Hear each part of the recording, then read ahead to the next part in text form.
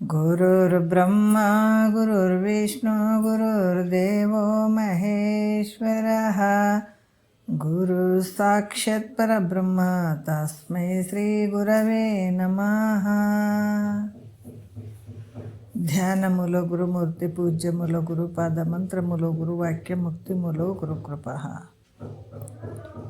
ಶ್ರೋತ್ರಿಯ ಬ್ರಹ್ಮನಿಷ್ಠ ಸದ್ಗುರು ಬಸವಾನಂದರ ಪಾದ ಕಮಲಗಳಿಗೂ ಹಾಗೂ ಅವರ ಪ್ರತಿರೂಪದಂಥ ನಿಜಗುಣಪ್ಪನವರ ಪಾದ ಕಮಲಗಳಿಗೂ ನನ್ನ ದೀರ್ಘದಂಡ ಪ್ರಣಾಮಗಳನ್ನು ಸಲ್ಲಿಸುತ್ತಾ, ಸದ್ಗುರು ಮಾರ್ತಂಡ ಸಾಬಾಯ ಸದ್ಗುರುಳ ಪಾದ ಕಮಲಗಳಿಗೂ ಹಾಗೂ ರಾಯಪ್ಪ ಸದ್ಗುರುಳ ಪಾದ ಕಮಲಗಳಿಗೂ ನನ್ನ ದೀರ್ಘದಂಡ ಪ್ರಣಾಮಗಳನ್ನು ಸಲ್ಲಿಸುತ್ತಾ, ಗುರು ಸ್ವರೂಪರಾದಂಥ ನನ್ನ ಪತಿದೇವರಿಗೂ ಕೂಡ ನನ್ನ ದೀರ್ಘದಂಡ ಪ್ರಣಾಮಗಳನ್ನು ಸಲ್ಲಿಸುತ್ತಾ, ಮನದಲ್ಲಿ ಸ್ಮರಿಸಿಕೊಳ್ಳುತ್ತಾ, ತಮ್ಮೆಲ್ಲರಿಗೂ ವಂದಿಸುತ್ತಾ ಇವತ್ತಿನ ಕೈವಲ್ಯ ಪದ್ಧತಿ ನೋಡ್ತಾ ಇದ್ದೇವೆ. ನಿಜಗುಣ ರಚಿಸಿದಂಥ ಕೈವಲ್ಯ ಪದ್ಧತಿ ಒಳಗೆ ಆಧಾರದ ವಿಷಯ 14ನೆಯ ಪದವನ್ನು ನಾವು ನೋಡ್ತಾ ಇದ್ದೀವಿ.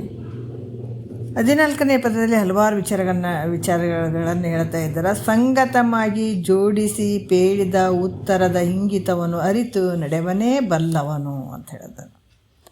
ಪ್ರಶ್ನೆ ಉತ್ತರ ಎರಡವನ್ನು ಹೇಳಿದಾರ. ಅದರ ಉತ್ತರದ ಒಂದು ಮರ್ಮವನ್ನು ಅರಿತು ಅದೇ ಪ್ರಕಾರ ಯಾರು ತಿಳ್ಕೊಂಡು ಅದೇ ಪ್ರಕಾರ ನಡ್ಕೋತಾರೆ ಅವ್ರಿಗೆ ಬಲ್ಲವರು ಅಂತ ಈ ಪದದಲ್ಲಿ ಹೇಳ್ತಾ ಬಂದಿದ್ದಾರೆ.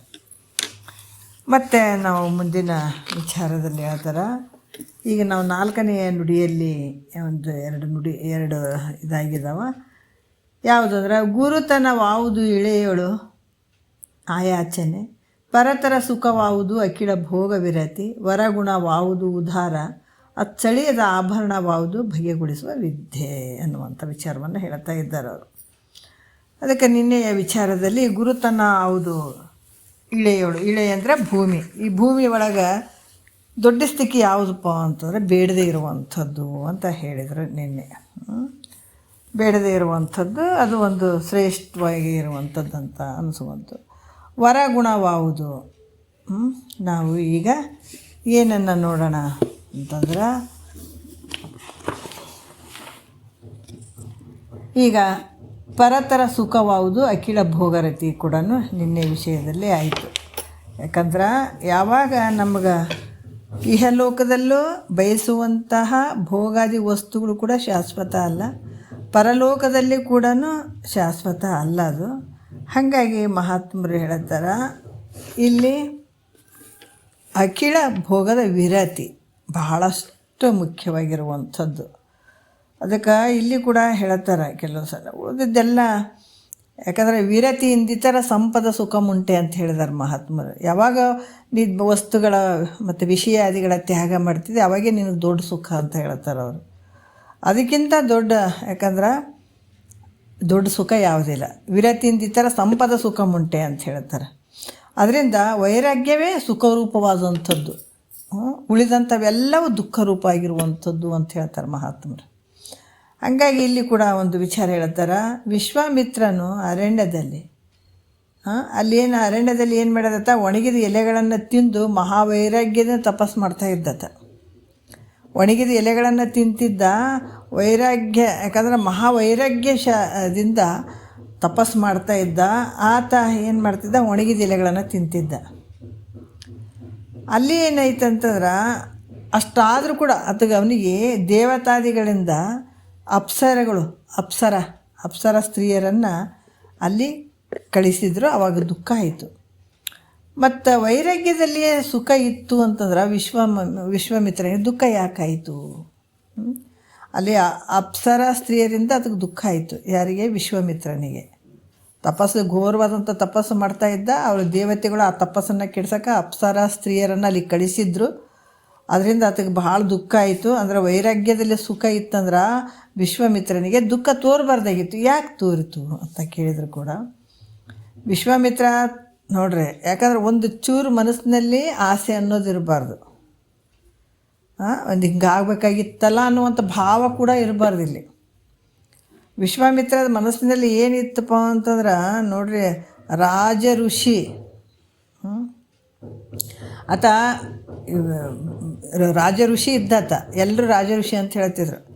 ಆದ್ರೆ ಆತನ ಮನಸ್ಸಿನಲ್ಲಿ ಏನಿತ್ತು, ಬ್ರಹ್ಮ ಋಷಿ ಅನ್ಸ್ಕೊಳ್ಬೇಕು ಅನ್ನೋದು ಬಹಳ ಅಪೇಕ್ಷೆ ಇತ್ತದ. ಅದಕ್ಕೆ ಅದ್ರ ಸಲುವಾಗಿ ಆತಗ ತಪಸ್ಸು ಮಾಡ್ತಾಯಿದ್ದ. ನಾ ಬ್ರಹ್ಮ ಋಷಿ ಅಂತ ಅನ್ಸ್ಕೊಳ್ಬೇಕು, ಎಲ್ಲರೂ ಈಗ ರಾಜ ಋಷಿ ಅಂತ ಅಂತಾರೆ. ಅದಕ್ಕೆ ನಾನು ಇವಾಗ ಬ್ರಹ್ಮ ಋಷಿ ಅಂತ ಅನ್ಸ್ಕೊಳ್ಬೇಕನ್ನುವಂಥ ಒಂದು ಕಾಮನೆಯಿಂದ ಕೂಡ್ಕೊಂಡು, ಆ ಅಪೇಕ್ಷೆಯಿಂದ ಕೂಡ್ಕೊಂಡು ಆತ ತಪಸ್ಸು ಮಾಡ್ತಾಯಿದ್ದ. ಅದು ಒಂದು ಚೂರು ಮನಸ್ಸಿನಲ್ಲಿ ಆ ಥರ ಭಾವ ಇತ್ತಂದ್ರೆ ಅದು ನಿಜವಾದ ವೈರಾಗ್ಯ ಅನಿಸ್ಕೊಳಂಗಿಲ್ಲ. ಮನಸ್ಸಿನಲ್ಲಿ ಒಂದು ಚೂರ ಕೂಡ ಅಲ್ಲಿ ಅಪೇಕ್ಷೆ ಕಾಮನೆಗಳು ಇರಬಾರ್ದು. ಯಾರು ಅದಕ್ಕಾಗಿ ಅದಕ್ಕೆ ದುಃಖ ಆದಂತ ಒಳಗಡೆ ಏನಾದತ್ಗ ಬ್ರಹ್ಮ ಋಷಿ ಅನ್ಸ್ಕೊಳ್ಬೇಕಂತ ಆ ಭಾವನೆಯಿಂದ ಆತ ಕೂತ್ಕೊಂಡಿದ್ದಾನ ತಪಸ್ಸಿಗೆ. ಅದಕ್ಕೆ ಯಾರು ತನ್ನ ಬಹೀಂದ್ರಿಯಗಳನ್ನು ನಿಗ್ರಹ ಮಾಡಿ ಅಂತರಂಗದಲ್ಲಿ ಅಂದರೆ ಏನು, ಮನಸ್ಸಿನಲ್ಲಿ ಯಾವುದಾದ್ರೂ ಒಂದು ಕಾಮನೆಯಿಂದ ಕೂಡಿಕೊಂಡು ಅದರ ಒಂದು ಚಿಂತೆಯನ್ನು ಮಾಡ್ತಾಯಿದ್ರೆ ಅದು ಯಥಾರ್ಥ ತಪಸ್ಸು. ಆಮೇಲೆ ವೈರಾಗ್ಯ ಅಂತ ಹೇಳಿಸ್ಕೊಳ್ಳಂಗಿಲ್ಲ, ಅದು ಮಾಮೂಲಿ ಯಥಾರ್ಥವಾದಂಥ ತಪಸ್ಸು ಅನ್ಸ್ಬೋದು. ಆದರೆ ವೈರಾಗ್ಯ ಅಂತ ಹೇಳಿಸ್ಕೊಳಂಗಿಲ್ಲ. ಮತ್ತು ಒಳಗೊಂದು ಮನಸ್ಸಿನಾಗ ಇಟ್ಕೊಂಡು ಕಿಸಿ ನಾನು ಏನೇನೋ ತಪಸ್ಸು ಮಾಡ್ತೀನಿ ಇಂಥವೆಲ್ಲ ಮಾಡ್ತೀನಿ ಅಂದ್ರೆ ಆಗಂಗಿಲ್ಲ. ಅಲ್ಲಿ ಸಂಪೂರ್ಣ ಒಳಗಡೆ ಏನಾಗಿರ್ಬೇಕು, ಜೀರೋ, ಏನಿರಬಾರ್ದು ಅಲ್ಲಿ ಒಳಗಡೆ. ಯಾವ ಅಪೇಕ್ಷೆ ಕೂಡ ಇರಬಾರ್ದು, ಯಾವುದೊಂದು ಕಾಮನೆಗಳು ಇರಬಾರ್ದು. ಇತ್ತು ಅಂತಂದ್ರೆ ಏನಾಗ್ತದಪ್ಪ, ಒಳಗಡೆ ಆಸೆಯನ್ನು ಇಟ್ಕೊಂಡು ಮೇಲ್ಗಡೆ ನಾನು ತಪಸ್ಸು ಮಾಡಿದೆ, ನಾನು ಹೇಳ್ತಾರೆ ನೋಡ್ರಿ, ವ್ರತ ಮಾಡಿದೆ, ಮೌನಾಚರಣೆ ಮಾಡಿದೆ, ಅವೆಲ್ಲ ಡಾಂಬಿಕ ಅನಿಸ್ಕೊಳ್ತಾವೆ. ಅವೇನು ಅನಿಸ್ಕೊಳ್ತಾವ, ಡಂಬಾಚಾರ ಅಂತ ಹೇಳಿಸ್ಕೊಳ್ತಾವೆ. ಹಾಗಾಗಿ ನಿಜವಾದ ವೈರಾಗ್ಯಶಾಲಿಯಾದಂಥ ಪುರುಷ ಯಾವುದನ್ನು ಇಚ್ಛೆ ಪಡುವುದಿಲ್ಲ. ಅದಕ್ಕೆ ನೋಡ್ರಿ, ಶಾಸ್ತ್ರಗಳನ್ನು ಕ್ರಮವಾಗಿ ಕೇಳಿಬಿಟ್ರೆ ಎಲ್ಲರ ಕೈಗೆ ಸಿಕ್ಕೊಂಬಿಡುತ್ತೆ.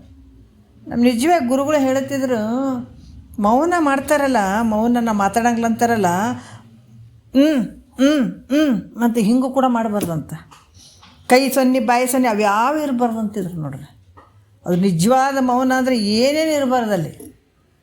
ಕೈಲೇ ಬಾ ಅನ್ನೋದು, ಹೋಗ ಅನ್ನೋದು, ಹಂಗೆ ಮಾಡೋದು, ಕೈಲೇ ಎಲ್ಲ ಕೈ ಸೊನ್ನೆ ಬಾಯಿ ಇರಬಾರ್ದು ಅಂತಿದ್ರು ಯಾರು, ಬಸವಣ್ಣಂತ ಸದ್ಗುರುಗಳು. ಆ ರೀತಿ ಮೌನ ಇರ್ತದದು. ಹಂಗಾಗಿ ಇಲ್ಲಿ ಕೂಡ ಏನು ಹೇಳ್ತಾರ, ಇಲ್ಲಿ ವೈರಾಗ್ಯಶಾಲಿಯಾದಂಥ ಪುರುಷನು ಯಾವುದನ್ನು ಇಚ್ಛಿಸುವುದಿಲ್ಲ, ಯಾವುದು ಇಚ್ಛೆ ಅನ್ನುವಂಥದ್ದು ಇರೋದೇ ಇಲ್ಲ. ಅದಕ್ಕೆ ವಿಶ್ವಾಮಿತ್ರನಿಗೆ ಆತಗೇನಂದ್ರೆ ಅದು ಇಚ್ಛೆ ಇರ್ತದೆ, ಬ್ರಹ್ಮ ಋಷಿ ಅನ್ಸ್ಕೊಳ್ಬೇಕನ್ನುವಂಥ ಇಚ್ಛೆಯಿಂದ ಕೂಡ್ಕೊಂಡದಕ್ಕೆ ಅದಕ್ಕೆ ದುಃಖ ಸಂಭವಿಸ್ತದೆ. ಇದರಿಂದ ವೈರಾಗ್ಯಶಾಲಿಯಾದಂಥವರು ಸದಾ ಸುಖಿಯಾಗಿಯೇ ಇರ್ತಾರೆ. ಅದು ಎಂಥ ವೈರಾಗ್ಯ ಅಂದರೆ ಪರಮ ವೈರಾಗ್ಯ ಅಂತ ಹೇಳಿದ್ದಾರೆ ನಿಜಗೊಂಡ್ರು. ವೈರಾಗ್ಯ ಇದೆಲ್ಲ ಬರ್ಬೇಕಾದ್ರೆ ನಾವು ಎಲ್ಲ ಮನೆಗೆ ಕುಂತವ್ರು, ಇಲ್ಲರಿ ನಮಗೇನು ಅಪೇಕ್ಷೆ ಇಲ್ಲರಿ, ನಾವು ಭಾಳ ವೈರಾಗ್ಯಶಾಲಿ ಅದೇವಂತಾರೆ.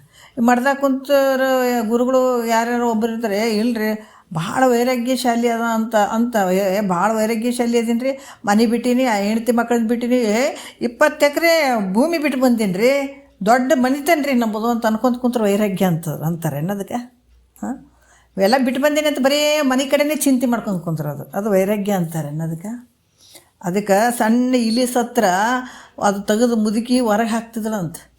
ಹೊರಗೆ ಹಾಕಿದ್ರೆ ಬರೋಷ್ಟಿಗೆ ಒಂಟೆ ಸತ್ತಿತ್ತಂತ ಮನೆಗೆ. ಅದನ್ನ ಹೆಂಗೆ ಹೊರಗೆ ಹಾಕೋಕ್ಕಾಗ್ತದ, ಹಂಗಾಗ್ತದೆ ಪರಿಸ್ಥಿತಿ.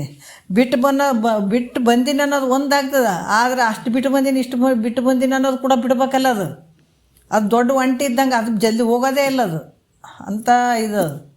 ಅದಕ್ಕೆ ಇಲ್ಲಿ ಕೂಡ ಹೇಳ್ತಾರೆ ಮಹಾತ್ಮರು, ನಿಜವಾದ ವೈರಾಗ್ಯಶಾಲಿ ಸದಾ ಸುಖಿಯಾಗಿರ್ತಾನೆ, ಯಾವುದು ಅಪೇಕ್ಷೆ ಇರಂಗಿಲ್ಲ. ಬಿಟ್ಟು ಬಂದೀನಿ ಅನ್ನೋದು ಕೂಡ ಅದು ನೆನಪಿರಂಗಿಲ್ಲ ಅದಕ್ಕೆ. ಹಂಗಿರ್ತಾನೆ. ಇಲ್ಲಾಂದ್ರೆ ಬಂದು ಅಟ್ಟು ಬಿಟ್ಟಿನ್ರಿ ಇಟ್ಟು ಬಿಟ್ಟಿನ್ರಿ ಅಂತ ಹೇಳೋರು ಇರ್ತಾರೇನ, ಅಲ್ಲ. ಅದಕ್ಕಿಂತ ವೈರಾಗ್ಯ ಭಾವ ಬರಬೇಕಾಗಿತ್ತು. ವೈರಾಗ್ಯ ಯಾಕಂದ್ರೆ ಅಹಂಕಾರ ಮಮಕಾರ ಸಂಪೂರ್ಣ ಅಳೆದಿರ್ಬೇಕು ಮನಸ್ಸಿನಲ್ಲಿ. ಇದು ಎಲ್ಲಿ ಅಳೀತದಪ್ಪ ಅಂದ್ರೆ ಸದ್ಗುರು ವಾಕ್ಯದಲ್ಲಿ ಅಳೀತದೆ ನೋಡ್ರಿ ಅದು. ಇದು ಕೇಳಿದಾಗ ಗೊತ್ತಾಗ್ತದೆ. ಇಲ್ಲ ನಾವು ಸುಮ್ಮನೆ ಬಿಟ್ಕೊಂತೀವ್ರಿ, ಈಗ ಮಠದಾಗ ನಾವು ಕುಂತೀವಿ, ಎಲ್ಲ ಬಿಟ್ಟು ಬಂದು ಕುಂತೀವ್ರಿ, ನಾವು ಶಾಸ್ತ್ರನೇ ಕೇಳಿಲ್ಲ, ವೈರಾಗ್ಯಶಾಲಿ ಅದೀನಿ ರೀ ಅಂದ್ರೆ ಹೆಂಗಾಗ್ತಾನೆ ವೈರಾಗ್ಯಶಾಲಿ? ಕೇಳಲಾರ್ದೆ ಹೆಂಗಾಗ್ತಾನೆ? ಕ್ರಮಬದ್ಧವಾಗಿ ಕೇಳಿದಾಗ ಆತಗೆ ಎಲ್ಲ ವಿಷಯಗಳು ಗೊತ್ತಾಗಿರ್ತಾವೆ, ಆತ ನಡ್ಕೊಂಡಿರ್ತಾನೆ ಅಷ್ಟೇ. ಇನ್ನು ನಾವು ಗುರು ಮುಖಾಂತರ ಕೇಳೇ ಇಲ್ಲಂದ್ರೆ ಈ ಜ್ಞಾನ ಹೆಂಗೆ ಅಳವಡ್ತದ, ಮತ್ತು ಏನಾಗ್ತದ? ವೈರಾಗ್ಯ ಇವೆಲ್ಲ ಬರ್ತಾವೆ, ಸದ್ಗುಣಗಳು ಎಲ್ಲ ಬರ್ತಾವೆ ಅಂದ್ರೆ ಬರೋಂಗಿಲ್ಲ. ಅದಕ್ಕೆ ನಾವು ಎಲ್ಲರೂ ಕೈ ಸಿಕ್ಕಾಕೊಂಡು ಬಿಡುತ್ತಾರೆ. ಅದಕ್ಕೆ ಕ್ರಮಶಾಸ್ತ್ರ ಭಾಳ ಶ್ರೇಷ್ಠವಾಗಿರುವಂಥದ್ದು.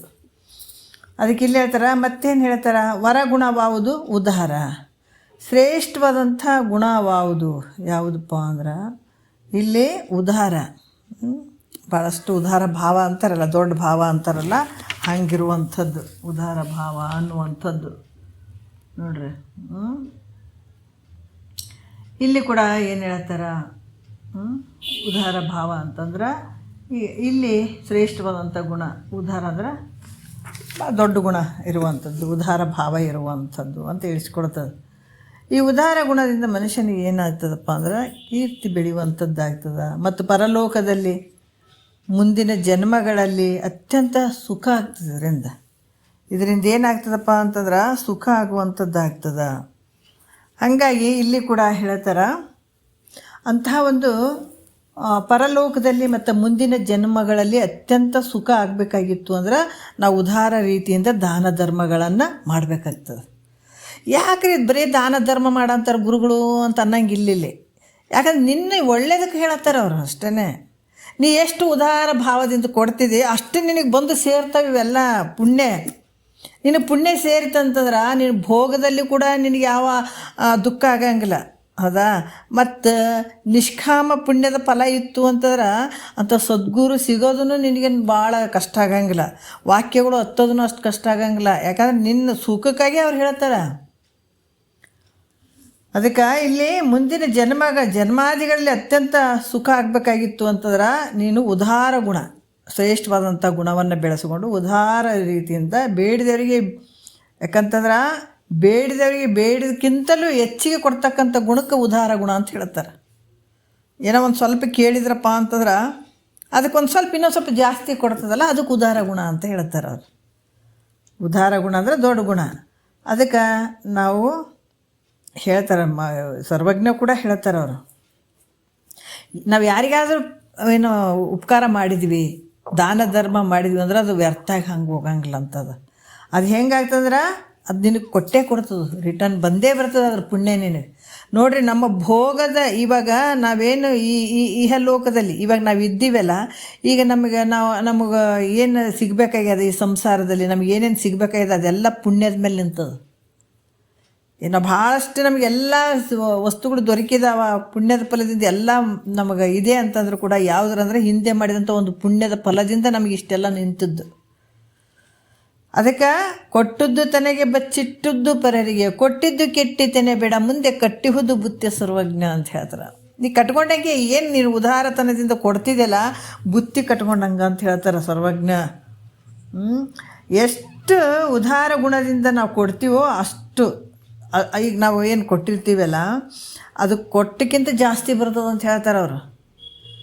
ಒಬ್ಬರಿಗೆ ನಾವು ಕೊಟ್ಟಿವಿ, ಸಹಾಯ ಮಾಡಿದ್ದೀವಿ, ದಾನ ಧರ್ಮವನ್ನು ಮಾಡಿದ್ದೀವಿ ಅಂದ್ರೆ ಅದಕ್ಕಿಂತ ಡಬ್ಬಲ್ ಬಂದು ನಿನಗೆ ಸೇರ್ತು. ಹೆಂಗಂದ್ರೆ ಒಂದು ಕಾಳು ಭೂಮಿಯಲ್ಲಿ ಹಾಕಿದಾಗ, ಯಾಕಂದ್ರೆ ಒಂದು ಕಾಳು ಭೂಮಿಯಲ್ಲಿ ಹಾಕಿ ತೆನಿದಾಗ ಎಷ್ಟು ಬರ್ತವೆ ಹೇಳ್ರಿ? ಒಂದು ಕಾಳಿಗೆ ಒಂದು ಗಿಡ, ಆ ತೆನಿ ಎಷ್ಟು ಬರ್ತದೆ? ಭಾಳಷ್ಟು ತೆನಿ ಒಳಗೆ ಕಾಳುಗಳು ಭಾಳ ಇರ್ತಾವೆ. ಹಿಂಗೆ ನೀನು ಏನಾದರೂ ದಾನ ಧರ್ಮ ಕೊಟ್ಟಿ ಅಂತಂದ್ರೆ ಪರಮಾತ್ಮನು ನಿನಗೆ ಹಂಗೆ ನೀನು ಕೊಟ್ಟದಕ್ಕೆ ಅದಕ್ಕೆ ಅಷ್ಟು ಫಲಗಳು ಬರ್ತಾವೆ. ಅದಕ್ಕೆ ಎಷ್ಟು ಉದಾರ ಬುದ್ಧಿಯಿಂದ ಕೊಡ್ತಿದ್ದಿ ಅಷ್ಟು ನಿನಗೆ ಬಂದು ಸೇರ್ತದ ಆ ಫಲ. ಅದು ಹಂಗೆ ಹೋಗಂಗಿಲ್ಲ ಅನ್ನೋದಕ್ಕೆ ಒಂದು ದೃಷ್ಟಾಂತ ಹೇಳ್ತಾರೆ, ಭಾಳ ಚಂದ ಹೇಳ್ತಾರೆ ನೋಡ್ರಿ. ಒಂದು ದೃಷ್ಟಾಂತ ಹೇಳ್ತಾರೆ.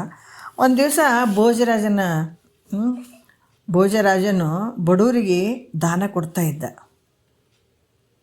ಭೋಜರಾಜ ಬಡವರಿಗೆ ದಾನ ಕೊಡ್ತಿದ್ದ.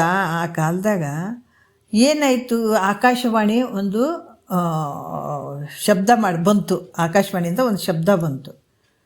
ಏನಾಯಿತು ಅಂತಂದ್ರೆ ಅದು, ಯಾಕಂದ್ರೆ ಅದನ್ನು ಕೇಳಿದ, ಆಕಾಶವಾಣಿಯ ಒಂದು ಧ್ವನಿ ಬಂತು, ಆಕಾಶವಾಣಿ ಆಯಿತು. ಆವಾಗ ಭೋಜರಾಜನಿಗೆ ಗಾಬರಿ ಆಗಿಬಿಡ್ತು. ಏನಪ್ಪ ಇದ್ರ ಗೂಢಾರ್ಥ ಏನು ಅಂತ ತಿಳಿಲಾರ್ದೆ ಗಾಬರಿಯಾಗಿ ಆತ ಏನು ಮಾಡ್ದ, ಅಲ್ಲಿ ಒಂದು ಆಕಾಶವಾಣಿ ನುಡಿದಿತ್ತು, ಕೊಟ್ಟಷ್ಟು ಬರಲಾರ್ದಂತ ಮುಂದೆ ಹೇಳ್ತಾರೆ ಅವರು. ಅದನ್ನು ನೋಡಿ ಗಾಬರಿ ಆಗಿಬಿಡ್ತು. ಇದು ನನಗೆ ಗೂಢಾರ್ಥ ಗೊತ್ತಾಗ್ತಾ ಇಲ್ಲ, ಕಾಳಿದಾಸನ ಕರ್ಕೊಂಡು ಬರ್ರಿ ಅಂತ ಕಳಿಸಿದ. ಆ ಕಾಲದಾಗ ಕಾಳಿದಾಸ ಏನು ಮಾಡಿದ್ದ, ನದಿಗೆ ಹೋಗಿತ್ತು ನೋಡ್ರಿ. ಭೋಜರಾಜನ ಒಂದು ಆಸ್ಥಾನದಲ್ಲಿ ಕಾಳಿದಾಸ ಇದ್ದರು. ಆತ ನದಿಗೆ ಹೋಗಿದ್ದ, ಮನೆಯಲ್ಲಿ ಇರಲಿಲ್ಲ. ಅಲ್ಲಿ ಕೂಡ ಭೋಜರಾಜನ ದೂತರು ಏನು ಮಾಡಿದ್ರು, ಕಾಳಿದಾಸನ ಕರ್ಕೊಂಡು ಬಂದ್ರೈತಂತ ನದಿಗೆ ಹೋದರು. ಅದು ರಾಜನಿಗೆ ತಿಳಿಸಿದ್ರು. ಕಾಳಿದಾಸರು ಮತ್ತು ನದಿಗೆ ಹೋಗಿದ್ದಾರೆ, ಅದಕ್ಕೆ ಮನೆಯಾಗಿಲ್ಲ ಅಂತ ಬಂದು ಭೋಜರಾಜನಿಗೆ ಹೇಳಿದ ತಕ್ಷಣವೇ ಅವ್ರು ಏನು ಮಾಡಿದರು, ನೀವು ಬೇಗ ಹೋಗಿಬಿಟ್ಟು ಮತ್ತು ಕಾಳಿದಾಸನ ಕರ್ಕೊಂಡು ಬರ್ರಿ ಅಂತ ಅಂದರು. ಮತ್ತು ಇವ್ರು ಏನು ಮಾಡಿದರು, ರಾಜಾಜ್ಞೆಯಂತೆ ಅವ್ರು ನದಿಗೆ ಹೋದರು. ನದಿಗೂ ಕಾಳಿದಾಸ ಮಧ್ಯಾಹ್ನ ಬಿಸಿಲಿನಲ್ಲಿ ಬರೇಗಾಲಿನಿಂದ ಅಲ್ಲೆಲ್ಲೆಲ್ಲಿ ಗಿಡದ ನೆರಳಿಗೆ ನಿಲ್ತಾ ಬರೋಕ್ಕೆ ಶುರು ಮಾಡಿದ. ಸಾವಕಾಶವಾಗಿ ಬರಕತ್ತಿದ್ದೆ, ಯಾಕಂದರೆ ಬಿಸಿಲು ಭಾಳ ಇತ್ತು, ನಡ್ಕೊಳಕ್ಕಾಗಿರಲಿಲ್ಲ. ನಿಮ್ಗೆ ರಾಜರು ಬಾ ಅಂದಾರ, ಬೇಗ ಬನ್ನಿರಿ ಅಂತ ಇವ್ರು ಹೇಳಿದರು. ಹೇಳಿದ್ಗಳನ್ನೇ ಪಾಪ ಅಲ್ಲೆಲ್ಲಿ ಬಿಸಿಲು ಭಾಳಲ್ಲ, ನಡ್ಕೊತ ಬರೋಕ್ಕಾಗಲಾರ್ದ ಗಿಡದ ನೆರಳಿಗೆ ನಿಂತು ಬರಕತ್ತಿದ್ರು. ಅದನ್ನು ಇವ್ರು ನಿಧಾನ ಬರೋದು ಕಂಡು ಇವ್ರು ಏನು ಮಾಡಿದರು, ಭೋಜರಾಜನ ದೂತರು ಏನು ಮಾಡಿದ್ರು, ಓಡಿ ಹೋದರು. ಹೋಗಿ ರಾಜನಿಗೆ ತಿಳಿಸಿದರು. ಏನಂತದ, ಸ್ವಾಮಿ ಕಾಳಿದಾಸರು ಬರೇಗಾಲಿನಿಂದ ಬರಕತ್ತಾರಪ್ಪ, ಸ್ವಾಮಿ ಕಾಳಿದಾಸರು ಬರೇಗಾಲಿನಿಂದ ಬರ್ತಾ ಇದ್ದಾರೆ, ಅದಕ್ಕೆ ಅಲ್ಲೆಲ್ಲಿ ನಿಲ್ತಾ ಸಾವಕಾಶವಾಗಿ ಬರ್ತಾ ಇದ್ದಾರೆ ಅಂತ ಹೇಳಿದರು ಅವರು. ರಾಜ ಏನು ಮಾಡಿದ, ಇದನ್ನು ಕೇಳಿ ಅಯ್ಯೋ ಬರೇಗಾಲಿನಿಂದ ಬರಕತ್ತಾರ ಅಂದರೆ ಇನ್ನೂ ಲೇಟ್ ಆಗ್ತದತ್ತ ಬರೋದಕ್ಕೆ, ಅದಕ್ಕೆ ಜರತಾರಿ ಜೋಡುಗಳನ್ನು ತರಿಸ್ಕೊಟ್ಟ, ಚಪ್ಪಲಿಗಳನ್ನು ತರಿಸ್ಕೊಟ್ಟ. ಇವುಗಳನ್ನು ಹಾಕ್ಕೊಂಡು ಜಲ್ದಿ ಬರೋಕ್ಕೆ ಹೇಳಿರಪ್ಪ ಅಂತ ಕಳಿಸಿದ ಮತ್ತೆ ಅವರಿಗೆ, ಅದನ್ನ ಕೈಯಾಗಿರೋಂಥವ್ರಿಗೆ ಸೈನಿಕರಿಗೆ ಕಳಿಸಿದ. ಆವಾಗ ದೂತರು ಏನು ಮಾಡಿದರು, ದೂತನು ಆ 2 ಚಪ್ಪಲಿಗಳನ್ನು ತೊಗೊಂಡು ಕಾಳಿದಾಸರ ಮುಂದೆ ನಿಂತು, ಸ್ವಾಮಿ ಈ ಜೋಡುಗಳನ್ನು ನೀವು ಹಾಕ್ಕೊಂಡು ಜಲ್ದಿ ಬರಬೇಕಂತ ನಮ್ಮ ರಾಜನ ಆಜ್ಞೆ ಆಗ್ಯದ, ಅದಕ್ಕೆ ನೀವು ಬೇಗ ಬರ್ರಿ ಅಂತಂದರು. ಅದೇ ಟೈಮ್ನಲ್ಲಿ ಒಬ್ಬ ಯಾತ್ರೆ ಮಾಡ್ತಾ ಹೋಗ್ತಾಯಿದ್ದ, ಬರೇಗಾಲಿನಿಂದ ಚಡ್ಪಡಿಸ್ತಿದ್ದ ನೋಡ್ರಿ, ಕಾಲು ಸುಡೋದಕ್ಕೆ ಅಷ್ಟು ಸುಡ್ತಾಯಿದ್ವು, ಚಡ್ಪಡಿಸ್ತಿದ್ದ. ಇದನ್ನು ಕಂಡು ಕಾಳಿದಾಸ ಏನು ಮಾಡ್ದ, ಕನೀಕರದಿಂದ ಅವೆರಡು ಜೋಡುಗಳನ್ನು ಆತಗೆ ಕೊಟ್ಟು ತಾನು ಬರೇಗಾಲಿನಿಂದ ಬಂದ. ಯಾತ್ರೆ ಮಾಡೋಕ್ಕೆ ಹೋಗೋತ್ತಿಗೆ ಚಪ್ಪಲಿಗಳನ್ನು ಕೊಟ್ಟ, ಜೋಡುಗಳನ್ನು ಕೊಟ್ಟ, ತಾನೇನು ಮಾಡಿದೆ ಬರೇಗಾಲಿನಿಂದ ಬಂದ. ಇದನ್ನು ಕಂಡು ಮತ್ತೆ ಅವರು ದೂತರು ಏನು ಮಾಡಿದ್ರು, ಮತ್ತೆ ಭೋಜರಾಜನ ಹತ್ರ ಹೋದರು. ಸ್ವಾಮಿ ನೀವು ಕೊಟ್ಟಂಥ ಒಂದು ಜೋಡುಗಳನ್ನು ಯಾತ್ರಿಕನಿಗೆ ಕೊಟ್ಬಿಟ್ರು, ಅದಕ್ಕೆ ತಾವು ಬರೇಗಾಲಿನಿಂದ ಬರಕತ್ತಾರ ಅಂತ ಹೇಳ್ದ. ಇದನ್ನು ಕೇಳಿದ ರಾಜ ಇದು ಏನು ಮಾಡ್ಬೇಕಪ್ಪ ಅಂತೇಳ್ಬಿಟ್ಟು ಒಂದು ಕುದುರೆಯನ್ನು ತೊಗೊಂಡು ಕೊಡ್ರಿ, ಆ ಕುದುರೆ ಮೇಲೆ ಕೂಡಿಸ್ಕೊಂಡು ತೀವ್ರವಾಗಿ ಬಂದು ಬಿಡ್ರಿ ಅಂತ ಹೇಳ್ದೆ. ಬರ್ಬೇಕಂತ ಕುದುರೆ ಮೇಲೆ ಕೂತ್ಕೊಂಡು ಜಲ್ದಿ ಬರೋಕ್ಕೆ ಹೇಳ್ರಿ ಭೋಜರಾಜನಿಗೆ, ಇದು ಕಾಳಿದಾಸಗೆ ಅಂತ ಹೇಳ್ದೆ. ಆ ದೂತರ ಅದರಂಗೆ ರಾಜಾಜ್ಞೆ ಅಂತ ಹೇಳ್ಕೊಂಡು ಒಂದು ಕುದುರೆಯನ್ನು ತೊಗೊಂಡು ಹೋಗಿ, ಸ್ವಾಮಿ ಈ ಕುದುರೆ ಹತ್ಕೊಂಡು ಜಲ್ದಿ ಬಾ ಅಂದಾರ ನೋಡು ಮಹಾರಾಜರು ನಿನಗೆ ಅಂತ ಕೊಟ್ಟರು. ಹೋಗಿ ಕೊಟ್ಟಗನ್ನ ಅಷ್ಟರಾಗ ದಾರ್ಯಾಗ ಒಬ್ಬ ಎಳವ ಬಿಸಿಲಲ್ಲಿ 2 ಕೋಲುಗಳನ್ನು ಹಿಡ್ಕೊಂಡು ಅದು ನೆಲದ ಮೇಲೆ ಹಿಂಗೆ ಭಾರವನ್ನು ಇಡ್ತಾ ಭಾಳ ಕಷ್ಟದಿಂದ ಹೋಗ್ತಾ ಇದ್ದ. ಅದನ್ನು ಕಂಡ ಕಾಳಿದಾಸ ಅದನ್ನು ನೋಡಿ ಭಾಳ ಕನಿಕರದಿಂದ ಆ ಎಳವನಿಗೆ ಕಾಲಿರಲಿಲ್ಲ, 2 ಕೋಲು ಕೈಯಲ್ಲಿ ಹಿಡ್ಕೊಂಡು ಹೋಗ್ಬೇಕಾದ್ರೆ ಅವನ ಎಳವನಿಗೆ ಕುದುರೆಯ ಮೇಲೆ ಕೂಡಿಸಿ, ನೀನು ನೋಡಪ್ಪ ಇದು ಕುದುರೆಯ ಮೇಲೆ ಕೂಡ್ಕೊಂಡು ನೀನು ಹೋಗು ಅಂತೇಳ್ಬಿಟ್ಟು ಆ ಕುದುರೆಯನ್ನು ಆತಗೆ ಎಳವನಿಗೆ ಕೊಟ್ಬಿಟ್ಟ. ತಾನು ಮತ್ತೆ ಬರೇಗಾಲಿನಿಂದ ಬರೋಕ್ಕೆ ಶುರು ಮಾಡಿದ. ಮತ್ತು ಆತ ದೂತ ಓಡಿ ಬಂದ, ಇನ್ನೂ ಬರೋಕ್ಕಾಗೋದು. ಆ ಕುದುರೆ ಏನು ಮಾಡ್ದ, ನೀವು ಕುದುರೆನ ಎಳವನಿಗೆ ಕೊಟ್ಟ, ತಾವು ಮತ್ತೆ ಬರೇಗಾಲಿನಿಂದ ಬರಕತ್ತಾರ ರಾಜರೇ ಅಂತ ಹೇಳಿದಗಳನ್ನೇ ಮತ್ತೆ ಭೋಜರಾಜ ಇನ್ನೇನು ಮಾಡೋದಪ್ಪ ಅಂತ ಹೇಳ್ಬಿಟ್ಟು ಮತ್ತು ಆನೆಯನ್ನು ತೊಗೊಂಡು ಹೋಗಿ ಕೊಡ್ರಿ, ಇದ್ರ ಮೇಲೆ ಹತ್ತಿ ಕುಳಿತ್ಕೊಂಡು ಬರಲಿ ಅಂತ ಮತ್ತೆ ಕಳಿಸಿದ. ತೀವ್ರವಾಗಿ ಬರಬೇಕಂತ ಹೇಳಿ ಕಳಿಸಿದ. ಆಗ ದೂತನು ಆನೆಯನ್ನು ತೆಗೆದುಕೊಂಡು ಹೋಗಿ, ದೂತ ಏನು ಮಾಡಿದ, ಆನೆಯನ್ನು ತೆಗೆದುಕೊಂಡು ಹೋದ. ಸ್ವಾಮಿ ಈ ಆನೆಯನ್ನು ಹತ್ತಿಕೊಂಡು ತೀವ್ರವಾಗಿ ಬರಬೇಕಂತ ರಾಜರು ಹೇಳಿದಾರ ಅಂತ ಹೇಳಿದಾಗ, ಅದೇ ಸಮಯದಲ್ಲಿ ಒಬ್ಬ ರಾಜ ಕುದುರೆಯ ಮೇಲೆ ಕೂತ್ಕೊಂಡು ಆ ಕೆಲವು ಉತ್ಸವವನ್ನು ನೋಡೋಕೆ ಹೊಂಟಿದ್ದ. ಕುದುರೆ ಮೇಲೆ ಕೂತ್ಕೊಂಡು ಹೊಂಟಿದ್ದ. ಆಗ ಕಾಳಿದಾಸರು ಏನಾದ್ರೆ, ರಾಜನಾದವನು ಕುದುರೆ ಮೇಲೆ ಹೋಗ್ಬಾರ್ದಪ್ಪ, ಆನೆಯ ಮೇಲೆ ಅಂಬಾರಿಯನ್ನು ಕಟ್ಟಿಸಿ ಅದರಲ್ಲಿ ಕೂತು ಉತ್ಸವದಿಂದ ಹೋಗೋದು ಯೋಗ್ಯ ಅಂತ ಹೀಗಂತ ಹೇಳಿ ಆತ ಆನೆಯನ್ನು ಆ ರಾಜನಿಗೆ ಕೊಟ್ಟುಬಿಟ್ಟ. ಮತ್ತು ತಾನು ನಡೀತಾ ಬರೋಕ್ಕೆ ಶುರು ಮಾಡಿದ. ಅದನ್ನು ನೋಡಿ ಮತ್ತೆ ದೂತರು ಓಡಿ ಬಂದರು ನೋಡ್ರಿ, ಮತ್ತೆ ಭೋಜರಾಜನ ಹತ್ರ ಓಡಿ ಬಂದರು. ಆವಾಗ ರಾಜ ಹೇಳ್ತಾನೆ, ಹೀಗೋ ಇದು ಭಾಳ ವಿಚಿತ್ರ ಆಯ್ತಿದು, ಆಯ್ತಾಯ್ತು ಬರೇಕಾಲಿ ನಡ್ಕೊಂಬರಕತ್ತಾನಲ್ಲ, ಬೇಡ ಇದು ಪಲ್ಲಕ್ಕಿನೇ ತೊಗೊಂಡೋಗ್ರಿ ಅಂತ. ಪಲ್ಲಕ್ಕಿ ತೊಗೊಂಡೋಗಿ ಆತನ ಬಿಡಬೇಡ್ರಿ, ಅದ್ರಾಗ ಕುಂದ್ರಿಸ್ಕೊಂಡ ಬರ್ರಿ ಅಂತ ಹೇಳಿ ಕಳಿಸಿಕೊಟ್ಟ. ಅದಕ್ಕೆ ಆ ಪಲ್ಲಕ್ಕಿಯನ್ನು ತೊಗೊಂಡು ಕಾಳಿದಾಸರು ಅದ್ರ ಮೇಲೆ ಹಚ್ಚಿಕೊಂಡು ಕೂಡಿಸ್ಕೊಂಡು ಬಂದುಬಿಟ್ರು. ಆಗ ಹೇಳ್ತಾನೆ ರಾಜ ಹೇಳ್ತಾರೆ, ಭೋಜರಾಜ ಹೇಳ್ತಾರೆ ಕಾಳಿದಾಸರಿಗೆ, ಸಾಷ್ಟಾಂಗ ಪ್ರಣಾಮವನ್ನು ಮಾಡಿ, ಸ್ವಾಮಿ ಹೇಳ್ತಾರೆ ನೋಡ್ರಿ, ಯಾಕಂದ್ರೆ ಬೆಳಗಿನ ಜಾವದಲ್ಲಿ ನಾನು ಬಡವರಿಗೆ ದಾನ ಮಾಡ್ತಾಯಿದ್ದೆ ನಾನು. ಸ್ವಾಮಿ, ನಾನು ಬಡವರಿಗೆ ಬೆಳಗ್ಗೆ ದಾನ ಮಾಡ್ತಿದ್ದೆ. ಆ ಸಮಯದಲ್ಲಿ ಕೊಟ್ಟಷ್ಟು ಬರಲಾರದು ಅಂತ ಆಕಾಶವಾಣಿ ಆಗ್ಯದ ನನಗೆ. ಎಷ್ಟು ಅದ್ಭುತವಾದಂಥ ವಿಚಾರ ಹೇಳ್ತಾರೆ ನೋಡ್ರಿ. ಕೊಟ್ಟಷ್ಟು ಬರಲಾರದಂಥ ಆಕಾಶವಾಣಿ ಆಗ್ಯದ. ಅದರ ಅರ್ಥ ನನಗೆ ಆಗಲಿಲ್ಲಪ್ಪ. ಅದಕ್ಕಾಗಿ ತಾವು ದಯವಿಟ್ಟು ತಿಳಿಸ್ಬೇಕು ಅಂತ ಕೇಳ್ಕೊಂಡ ಭೋಜರಾಜ ಕಾಳಿದಾಸರಿಗೆ. ಆವಾಗ ಕಾಳಿದಾಸರು ಇದರ ಉತ್ತರವನ್ನು ಇಲ್ಲಿವರೆಗೂ ಹೇಳ್ತಾ ಬಂದಿದ್ದೀನಿ. ಅವಾಗ ನೋಡಿದ ಗೊತ್ತಾಗಿತ್ತು. ಆ ಕಾಳಿದಾಸರು ಹೇಳ್ತಾರ, ಇದ್ರ ಉತ್ತರವನ್ನು ನಾನು ಇಲ್ಲಿವರೆಗೂ ಹೇಳ್ತಾ ಬಂದೆ ಅಂದ್ರೆ ನೋಡ್ರಿ. ಅದಕ್ಕೆ ಅದೇನಂದ್ರಿ ಆತ ಗಾಬರಿ ಆಗ್ಬಿಡ್ತದೆ. ಏನು ಹೇಳಿದ್ರಿ? ಆಗಲೇ ಆಲ್ರೆಡಿ ಒಳಗೆ ಗೊತ್ತಾಗ್ಬಿಟ್ಟಿತ್ತು ಕಾಳಿದಾಸರಿಗೆ. ಯಾಕಂದ್ರೆ ಮಹಾತ್ಮರಿಗೆ ಕೆಲವೊಂದು ವಿಚಾರಗಳು ಗೊತ್ತಾಗ್ಬಿಟ್ಟಿರ್ತಾವೆ. ಯಾರ ಮನಸ್ಸಿನಲ್ಲಿ ಏನೇನು ಅದಾವ ಅನ್ನೋದು ಗೊತ್ತಾಗ್ತದೆ. ಮಹಾತ್ಮರಿಗೆ ಗೊತ್ತಾಗಂಗಿಲ್ಲ ಅಂತಲ್ಲ, ಶರೀರದಿಂದ ಎಲ್ಲೇ ಇರಲಿ ಅವ್ರ ಮನಸ್ಸುಗಳನ್ನು ಗೊತ್ತಿಡಿಯುವಷ್ಟು ಶಕ್ತಿ ಮಹಾತ್ಮರಿಗೆ ಇರ್ತದೆ. ಅದಕ್ಕೆ ಈಗ ಗೊತ್ತಾಗಿತ್ತು. ನಾನು ಇಲ್ಲಿವರೆಗೆ ಉತ್ತರ ಕೊಡ್ತಾನೆ ಬಂದಿದ್ದೀನಿ ನಿಮ್ಗೆ ಅಂದ್ರೆ ಅದಕ್ಕೆ ಉತ್ತರ. ಅವ್ರಂದ್ರೆ ಅದೇನು ಅಂತಂದಾಗ, ನಾನು ಬರೆಗಾಲಿನಿಂದ ಬರ್ತಾ ಇದ್ದೆ. ಅದನ್ನು ಕೇಳಿ ನೀವೇನು ಮಾಡಿದಿರಿ? ನನಗೆ ಜೋಡು ಚಪ್ಪಲಿಗಳನ್ನು ಕೊಟ್ರಿ. ಅಂದ್ರೆ ಜೋಡು ಚಪ್ಪಲಿಗಳನ್ನು ಕೊಟ್ರಿ. ಅವುಗಳನ್ನು ನಾನು ಒಬ್ಬ ಯಾತ್ರಿಕನಿಗೆ ಕೊಟ್ಟೆ. ನಾನು ಅದರಿಂದ ನನಗೆ ಅಂಥ ಚಪ್ಪಲಿಗಳು ಬರಬೇಕಾಗಿತ್ತು. ಅಂಥ ಚಪ್ಪಲಿಗಳೇ ಬರಬೇಕಾಗಿತ್ತು. ನಾನು ಕೊಟ್ಟಿನಲ್ಲ ಅದೇ ಚಪ್ಪಲಿಗಳೇ ಬರಬೇಕಾಗಿತ್ತು. ಅದು ಬರಲಾರ್ದು ನನಗೇನು ಬಂತು? ಕುದುರೆ ಬಂತು.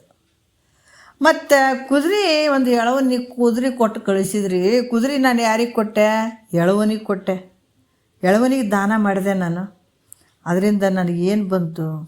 ಕುದುರೆನೇ ಬರಬೇಕಾಗಿತ್ತು. ಆದರೂ ಕುದುರೆ ಬರಲಾರ್ದು ಅದಕ್ಕಿಂತ ಶ್ರೇಷ್ಠವಾದಂಥ ಆನೆ ಬಂತು. ಮತ್ತು ಅದನ್ನು ನಾನು ರಾಜನಿಗೆ ಕೊಟ್ಬಿಟ್ಟೆ. ಒಬ್ಬ ರಾಜನ ಹೋಗ್ತಾ ಇದ್ದ, ಅದು ಕೊಟ್ಬಿಟ್ಟೆ. ಅದರಿಂದ ನನಗೆ ಆನೆನೇ ಬರಬೇಕಾಗಿತ್ತು. ಅದು ಬರಲಿಲ್ಲ ನೋಡ್ರಿ. ಅದು ಬರೋದಕ್ಕಿಂತ ಶ್ರೇಷ್ಠವಾದಂತಹ ನನಗೇನು ಬಂತು? ಪಲ್ಲಕ್ಕಿ ಬಂತು. ಅದಕ್ಕೆ ಕೊಟ್ಟಷ್ಟು ಬರಲಾರದು ಅಂದ್ರೆ ನೀನು ಎಷ್ಟು ಕೊಟ್ಟಿರ್ತೀಯೋ ಅಷ್ಟೇ ಬರಂಗಿಲ್ಲಪ್ಪ, ಅದಕ್ಕಿಂತ ಸಾವಿರಾರು ಪಟ್ಟು ನಿನಗೆ ಬಂದು ಸೇರ್ತದ ಅಂತ ಹೇಳಿದ್ರು. ಅದಕ್ಕೆ ಇದನ್ನು ಕೇಳಿದ ರಾಜ ಭಾಳಷ್ಟು ಸಂತೋಷಪಟ್ಟ. ಅದಕ್ಕೆ ದಿನಕ್ಕಿಂತಲೂ ಹೆಚ್ಚಿನ ದಾನವನ್ನು ಆತ ಸಾಧ್ಯ ಆದಷ್ಟು ಕೊಡಬೇಕನ್ನುವಂಥ ಭಾವ ಆತನಲ್ಲಿ ಉಳಿತು ಅಂತಾರೆ. ಹೇಳಕ್ಕೆ ಒಂದು ವಿಚಾರ ಅಂದರೆ ಏನಪ್ಪ ಅಂತಂದ್ರೆ, ಎಷ್ಟು ಉದಾರ ಬುದ್ಧಿಯಿಂದ ಕೊಡ್ತೀವೋ. ಕೊಡಬೇಕಾದ್ರೂ ಕೂಡ ಸಿಟ್ಟಿಗೆ ಕೊಡಂದಾರ ಹಂಗಂದಾರ ಅಂತೇಳಿ ಸಿಟ್ಟು ಮಾಡ್ಕೊಂಡು ಹಂಗೆ ಕೊಡೋದು ಹಿಂಗೆ ಕೊಡೋದು ಇರ್ತದನ? ಇಲ್ಲ, ನಿನ್ನ ಮನಸ್ಸು ಅಷ್ಟೇ ವಿಶಾಲತೆ ಬುದ್ಧಿಯಿಂದ ಕೊಡಬೇಕು. ತೃಪ್ತಿಯಾದ ಬುದ್ಧಿಯಿಂದ ಕೊಡಬೇಕು. ಪರಮಾತ್ಮನಿಗೆ ಕೊಡ್ತಾ ಇದ್ದೀನಿ ಅನ್ನುವಂಥ ಉದಾರ ಭಾವದಿಂದ ಕೊಡಬೇಕು. ಆ ರೀತಿ ಭಾವ ಕೊಟ್ಟಾಗ ನಿನಗೆ ಅದು ಹಂಗೆ ಹೋಗಂಗಿಲ್ಲ. ಅದಕ್ಕೆ ಹೇಳೋದಲ್ಲ, ಏನು ಕೊಡ್ತೀವಿ, ಏನು ನಾವು ದ್ವೇಷನೇ ಕೊಡಲಿ, ಸಿಟ್ಟೇ ಕೊಡಲಿ, ಏನೋ ಬೈಗಳನ್ನೇ ಕೊಡಲಿ, ನಾವು ದಾನ ಧರ್ಮ ಉದಾರ ಭಾವತೆಯಿಂದನೇ ಕೊಡಲಿ, ನಾವೇನು ಕೊಟ್ಟರು ನಮಗೆ ಬರೋದೇ ಅದು. ನೀನು ದ್ವೇಷ ಕೊಟ್ಟು ನೀನು ಹಿಂಸೆಯನ್ನು ಮಾಡಿ ಇನ್ನೊಬ್ರಿಗೆ ತೊಂದರೆ ಕೊಟ್ಟರೆ ಅದನ್ನು ನೀನು ಡಬ್ಬಲಾಗೆ ಬರ್ತದೆ. ಅದು ಬರೀ ದಾನ ಅಂತ ಒಂದೇ ಅಲ್ಲ, ನೀನು ಏನೇನು ಮಾಡ್ತಿದ್ದಿ ಅವೆಲ್ಲ ಡಬ್ಬಲ್ ತ್ರಿಬ್ಬಲ್ಲಾಗೆ ಬರ್ತಾವ. ನೀ ಯಾರಿಗೋ ಬೈದಿದ್ದೆ ಅಂತಂದ್ರೆ ಅದಕ್ಕೆ 100 ಪಟ್ಟು ಮತ್ತು ನಿನಗೆ ಬೈಗಳು ಬರ್ತಾವೆ. ಮತ್ತು ಮುಂದೆ ಅದು ಎಲ್ಲಿ ಹೋಗಂಗಿಲ್ಲ. ಅದು ಈ ಜನ್ಮದಾಗ ತಪ್ಪಿಸ್ಕೊಂಡಿವಿ ಅಂತಾರೆ, ತಪ್ಪಿಸ್ಕೊಳಕ್ಕೆ ಸಾಧ್ಯ ಇಲ್ಲ. ಅದಕ್ಕೆ ಮಹಾತ್ಮರು ಹೇಳ್ತಾರೆ, ನೀ ಏನು ದಾನ ಉದಾರ ಭಾವದಿಂದ ಕೊಟ್ಟದ್ದೇ ಆದರೆ ನಿನಗೆ ಅದಕ್ಕಿಂತ 100 ಪಟ್ಟು ಬಂದು ಸೇರ್ತದೆ ನಿನಗೆ. ಅದಕ್ಕಿಂತ ಉದಾರ ಬುದ್ಧಿ ಯಾರಲ್ಲಿ ಇದ್ದಾಗ ಕರ್ಣನಲ್ಲಿ ನಾವು ನೋಡಬಹುದು. ಅದರಿಂದ ದಾನಶೂರ ಕರ್ಣ ಅಂತಲೇ ಜಗತ್ತಿನಲ್ಲಿ ಕೀರ್ತಿಯನ್ನು ಹೊಂದಿದ್ದಾನೆ. ಎಂಥ ಒಂದು ದಾನ ರೀ! ಮೈಯಲ್ಲಿರೋ ಒಂದು ಕವಚವನ್ನಾಗ ದಾನ ಮಾಡಿಬಿಟ್ಟನು ನೋಡ್ರಿ.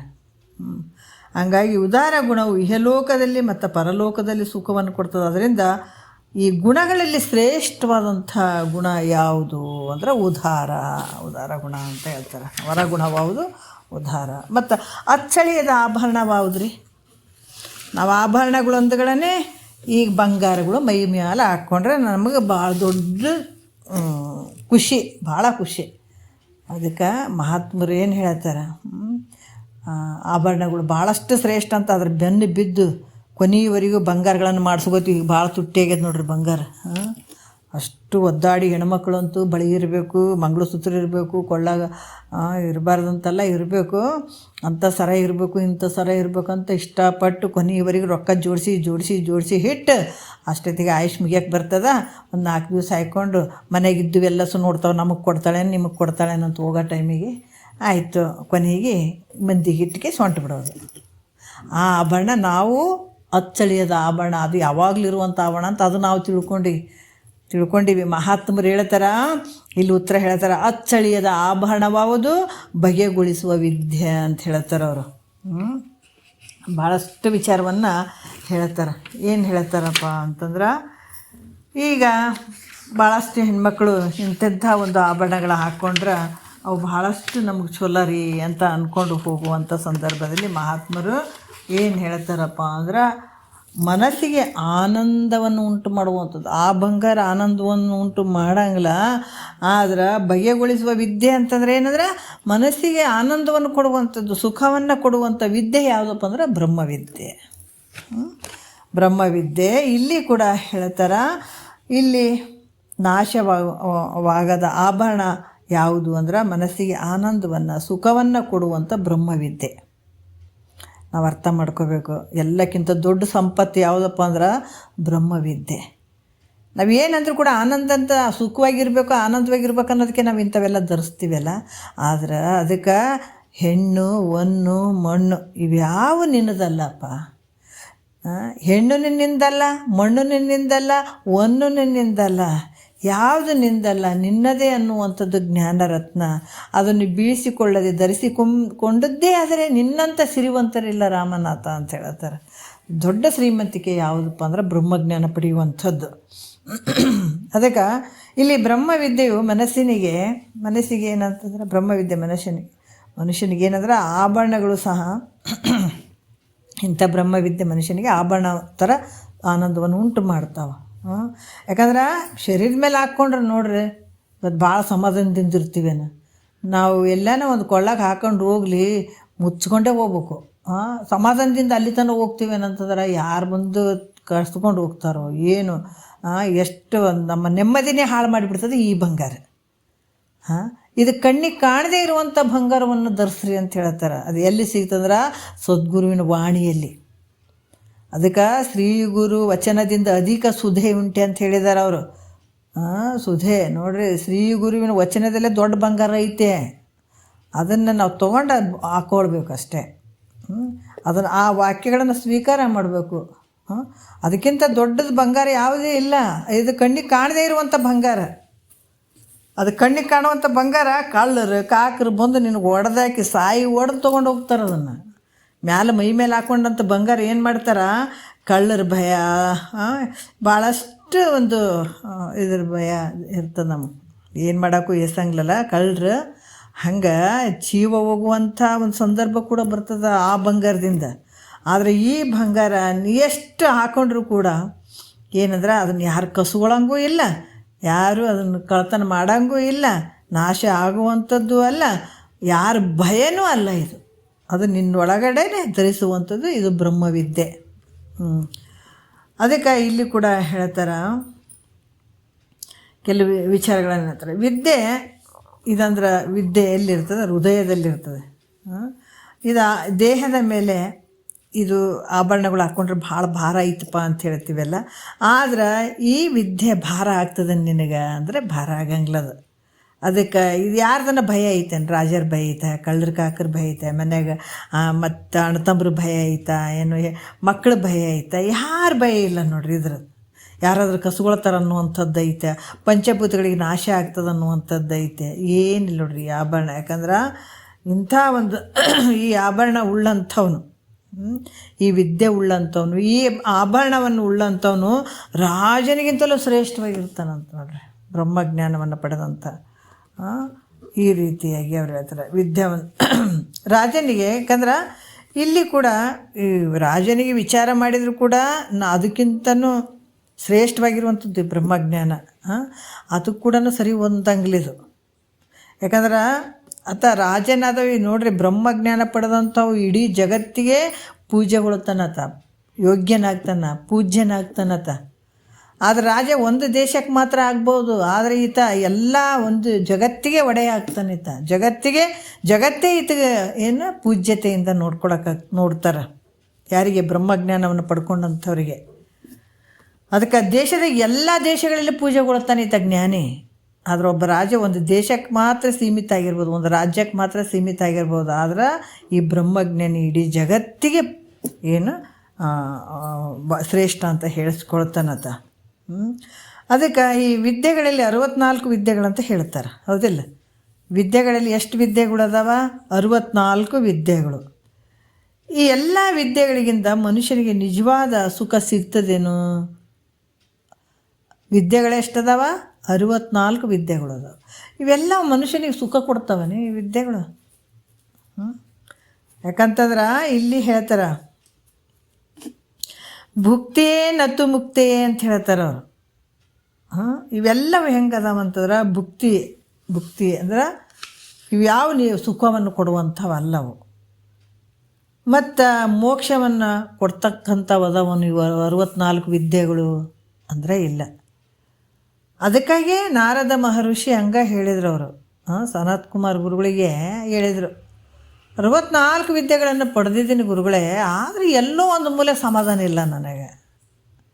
ನೋಡ್ರಿ, ಎಲ್ಲೋ ಒಂದು ಮೂಲೆಗೆ ಭಯ ಐತೆ ನನಗೆ ಅಂದಾಗ, ಅಲ್ಪ ಎಲ್ಲವನ್ನ ಪಡ್ಕೊಂಡಿನಿ ಅಂತೀಯಲ್ಲ, ಇದು ಬ್ರಹ್ಮಜ್ಞಾನವನ್ನ ತಿಳ್ಕೊಂಡು ಏನೋ ಅಂತ ಕೇಳಿದಾಗ ಇಲ್ಲ ಅಂತಂದರು.